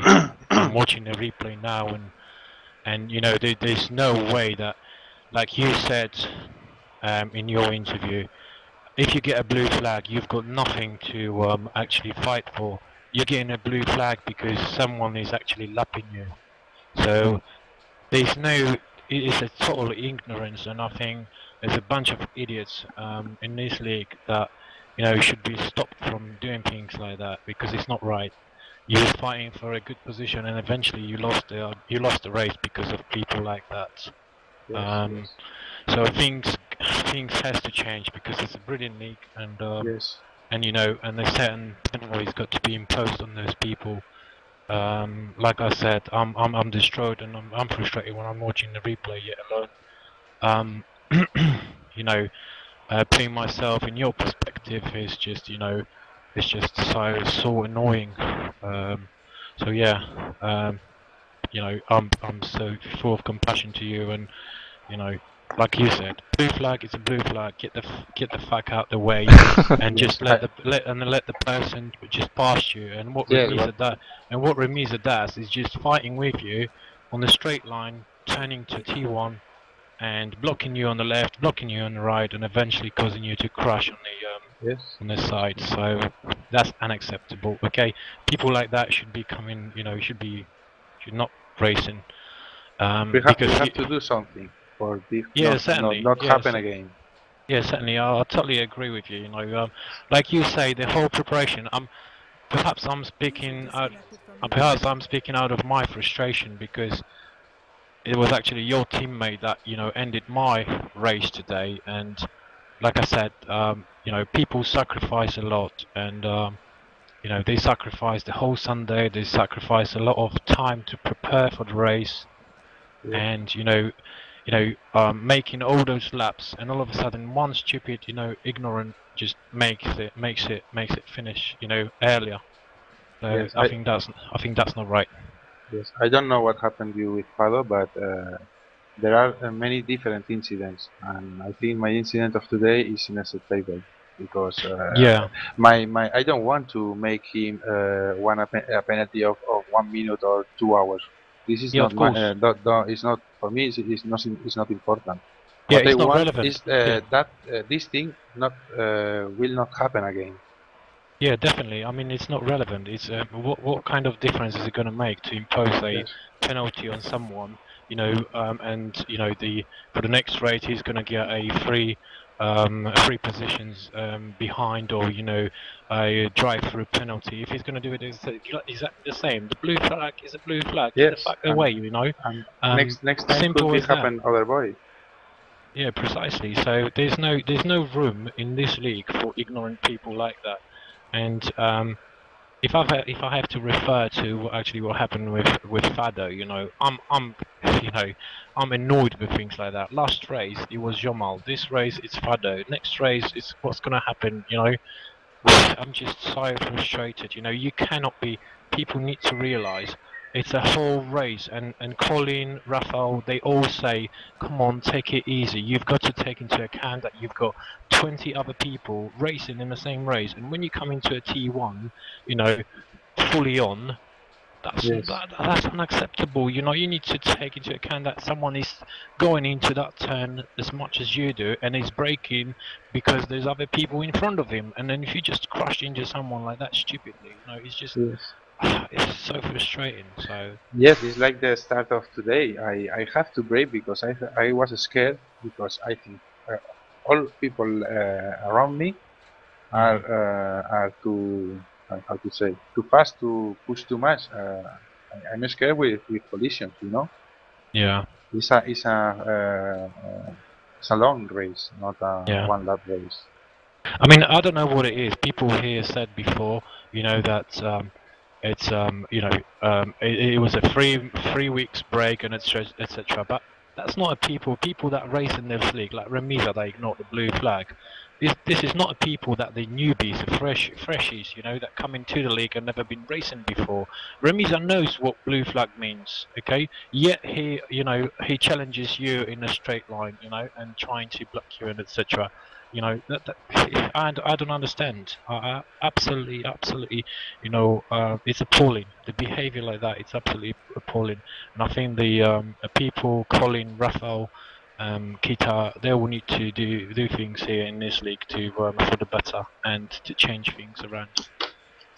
Yes, we try something too, but I can't promise about the next race and something will happen. Yes. Yeah, I mean, having said that, Jamal had imposed a penalty of five positions. Yet he didn't get that five positions back. He was still in the grid. we can give some penalty, but it's all what we can do, you know. I am not the god. Yeah, no, I do understand. That's why, you know, where do you go from here? You know, what do you do? Because it's not nice. It's definitely. I understand. Yes, I understand when Huan is coming from. You know, saying, you know, it's irrelevant. Blue flag is a blue flag. 3 weeks period. You know, the break in the in racing is, you know, it's got nothing to do with it. People do, you know, practice and people do race, and it's not like, you know, someone just come on in you know, and don't know how to drive. It's not that. It's not that stupid. Yes. No. So, Yes. sorry, Okay. guys. I'm just a little bit frustrated because Yes, you know, it's I another race, understand second this. race, and I'm absolutely pissed off. Okay. Yeah. Now I think we go back to the free third in the today race in the Luca. Maybe he have something to say from our race. Yeah? Yeah, I propose to cool down and maybe let's tell about Lukę about race. Luka, jesteś? Jestem. Okej, przysłuchiwałem temu. Wiem, ja już tutaj, bo to już ta relacja 3,5 godziny trwa i ja wiem, już powoli kończę, więc tylko powiedz, jak u Ciebie to wyglądało, bo miałeś chyba jakieś problemy w kwalifikacjach, no i startowałeś z daleka, ale skorzystałeś na tym całym zamieszaniu. To znaczy tak, moim największym problemem było to, że się w ogóle nie przygotowałem do tego wyścigu i pierwsze okrążenie robiłem, trudno powiedzieć, żebym jechał w wyścigu pierwsze okrążenie, ale tam jeszcze trochę w czasie kwalifikacji wyszedłem sobie i zrobiłem sobie na sucho kilka okrążeń, ale to było kompletnie tak, mówię, no na sucho. No i co, no nie mogłem startować w kwalifikacjach, bo nie wykonałem żadnego okrążenia na serwerze, także to się kompletnie już sobie odpuściłem ten kwalifikacje. Zobaczymy, jak to będzie z końca, no i jak się okazało, start w tym wyścigu chyba wyszedł mi, znaczy to była najlepsza część mojego wyścigu, bo poza tym, że tam tak oczywiście porozbijało się dużo osób w tym T1, ale i tak czy siak do tego T1 chyba wyprzedziłem nie wiem, czy z 10 osób albo ponad więcej, to nie? No i potem tak jak zobaczyłem ten bałagan, to po prostu aż trochę zdziwiłem. Potem jazda na P5 chyba do któregoś tam zakrętu, udało mi się chyba poradzić z profesorem. No potem mi chyba lekki błąd na wyjściu z niego zakrętu, potem go dopadłem w tym S2. Stepniemento, z którym miał chyba słaby VMAX, tam szybko też go doszedłem, no i tak właściwie już zostałem na tym P3, co nie? Widziałem tylko, że Cruz i Spot walczy już chyba 7 sekund przede mną, także to było ciężko, żeby teraz cokolwiek walczyć. Natomiast no właśnie nie miałem w ogóle tego konstansu, w ogóle nie miałem stałego tempa, jedno okrążenie szybsze, drugie już 1.25, 1.24, po prostu takie no duże te amplitudy były. I mimo wszystko ten wypadek, co tam się stało, oczywiście no nieprzyjemny jest pewnie dla obu zawodników, ale rzeczywiście mogło na nim zyskać dużo. Ten spot też był trochę podbijany przez to wszystko. Ale no już jak dojechałem do niego, to i tak zaczął mi odjeżdżać, także no wszystko przez to, że też miałem poprzegrzewane już opony, bo właśnie jechałem nierówno. I też blokowałem je, co było właśnie w ogóle wynikiem do słabego przygotowania. No i najgorzej było już tylko potem, gdy wjechałem na zmianę opon. W ogóle nie wiedziałem gdzie hamować, bo widziałem dwie linie i zahamowałem na tej drugiej. No i się okazało, że było stop and go, w ogóle nie myślałem, że to drive-thru jest za takie coś, to jeszcze stop and go 10 sekund. No i właściwie po wyścigu potem musiałem się przebijać, chyba jeden raz spin zaliczyłem przed którymś wjazdem, chyba prawego, potem drugi raz jak Rafał walczył z prawym, to przestraszyłem się, że uderzę w nich i chyba zbiłem na neutralny bieg, przez co mi potem wrzuciłem zbyt dużo gazu i poszedł spin. No i co, no udało mi się potem dogonić, nie chciałem już zakładać na ten ostatni stint tych większych opon, bo one się dość szybko zużywały, bo zatem nie czułem ich kompletnie. Znacznie bardziej mi się lepiej prowadziło na hardach. Na tym setupie, zresztą ten ogromny VMAX był niesamowity, jeżeli chodzi o start metę, ale no to o prostą start metę, ale ten S1 dalej, ten drugi prawy rzeczywiście no, nie był pod nas za bardzo i tak czy siak, bo naprawdę musiałem się jakoś pilnować, żeby nie wyjeżdżać w ogóle stamtąd, a i tak to było ciężkie. Potem właściwie jak już goniłem prawego, to tam troszeczkę sobie powyjeżdżałem, bo już było ciężko w ogóle się tam utrzymywać. No ale to myślę, że tak czy siak dasz tam, no, tak najgorzej właśnie tam nie wiem, no może z tych 5 czy 6 wjazdów tam miałem, akurat chyba to śledziliście, dlatego mi potem Colin napisał na tym, żebym ostrzeżenie miał, nie? To od razu... No właśnie Charlie Whiting tam się musiał odezwać, bo już przesadzałeś właśnie. Po komendzie Charlie'ego oczywiście się wsłuchałem, musiałem ten bieg niżej, czy o te kilka kilometrów na godzinę tam mniej przejeżdżać. No ale to no, tak jakby mówię, nie no. było, jakby nie było, gdzieś tam zyskiwałeś, nie? Goniąc prawego. Znaczy to jak było dziwne, bo ja chyba nie wiem, czy to od Splota, żebym zauważył, że on też tak wjeżdża, czy jakoś widziałem, że inni też to wykorzystywali, więc mówię. Ale no nie, dobra, nie tłumacząc siebie, co nie, no nie powinienem już to tak robić. No i co tam dużo mówić, no. No trochę taki, no nie przychodzę tutaj, żeby przegrywać z minutę na koniec tego wyścigu. No myślę, żeby nie stop and go, to może jeszcze bym miał jakieś tam szanse ze Splotem, może powalczyć, ale to musiałbym naprawdę jechać bardzo równo, a to raczej było niemożliwe. Bo po prostu za chwilę jakieś bloki były w tych kół i tak dalej. Do tego jeszcze by było mało.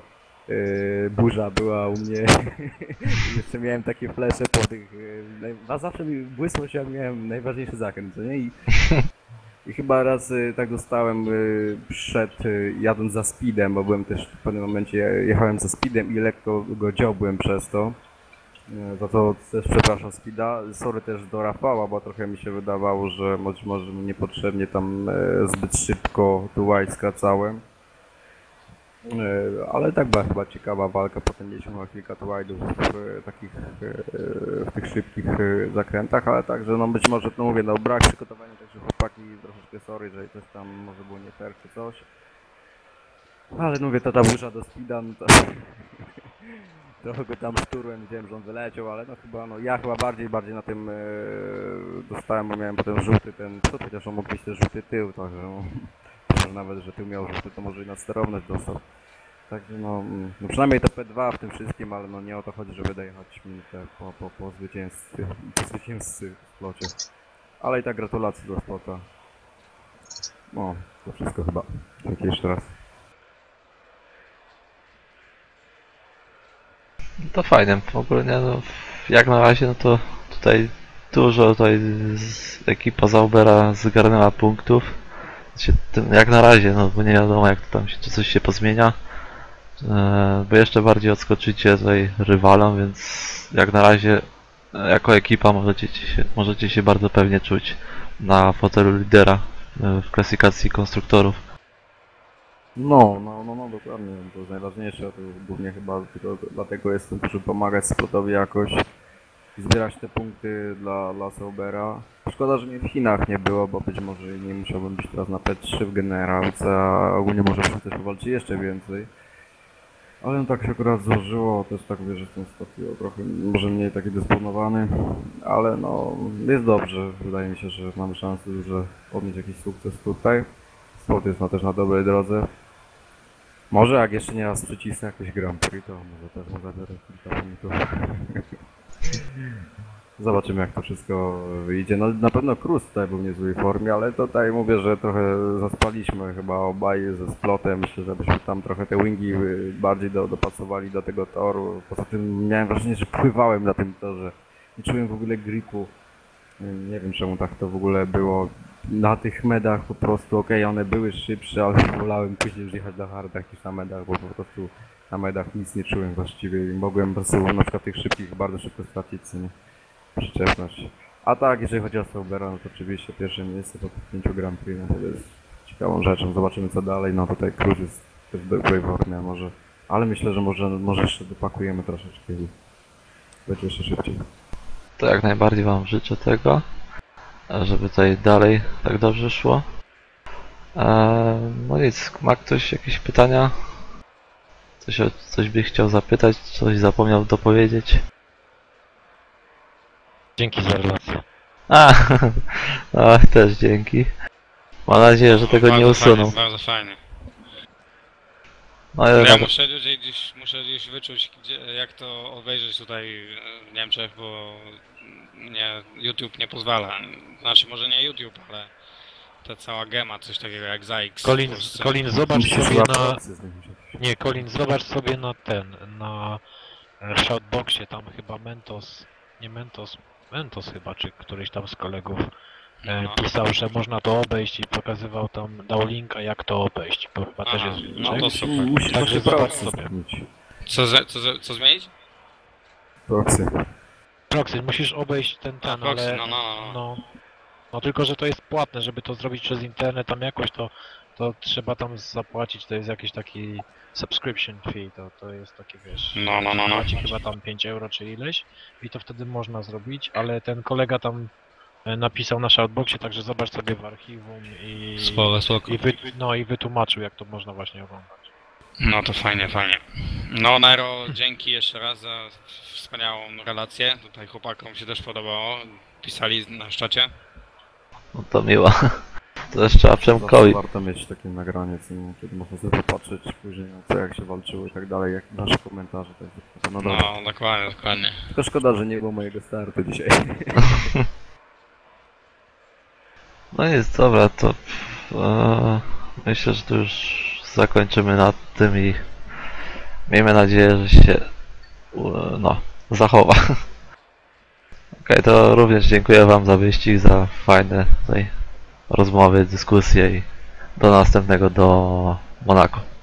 No dzięki bardzo. No tak, tym razem zabuśniecie na Besie w piątek na Silverstone, także będzie wymiana ról trochę. No, się czy zamieni. Lelu czy Rafał prowadzi konferencję?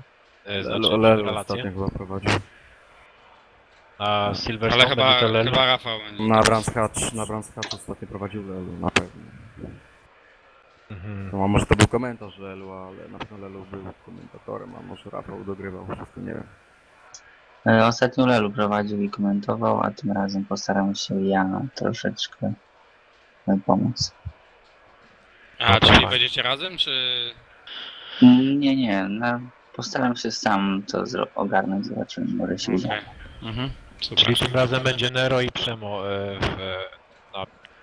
Będą gwiazdami wieczoru. Może też się przejadę. Splot już zapowiedział, że będzie jechał, więc tutaj znowu będzie walka. No ale ja już to kończę, bo... Teraz to już nie.